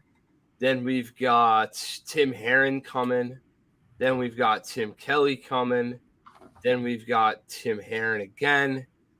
And then I've lost track after that. We are doing some hosting too. So get in the hosted classes. I don't bring them here. Oh, I'm sorry, Ashton. I missed Ashton Ray in the middle. Speaking of shotgun, Ashton Ray is a pretty kick-ass shotgun instructor. So Ashton's going to be out here teaching scattergat shit in July. Good times all around to be had. So get out and train with us on the range, man.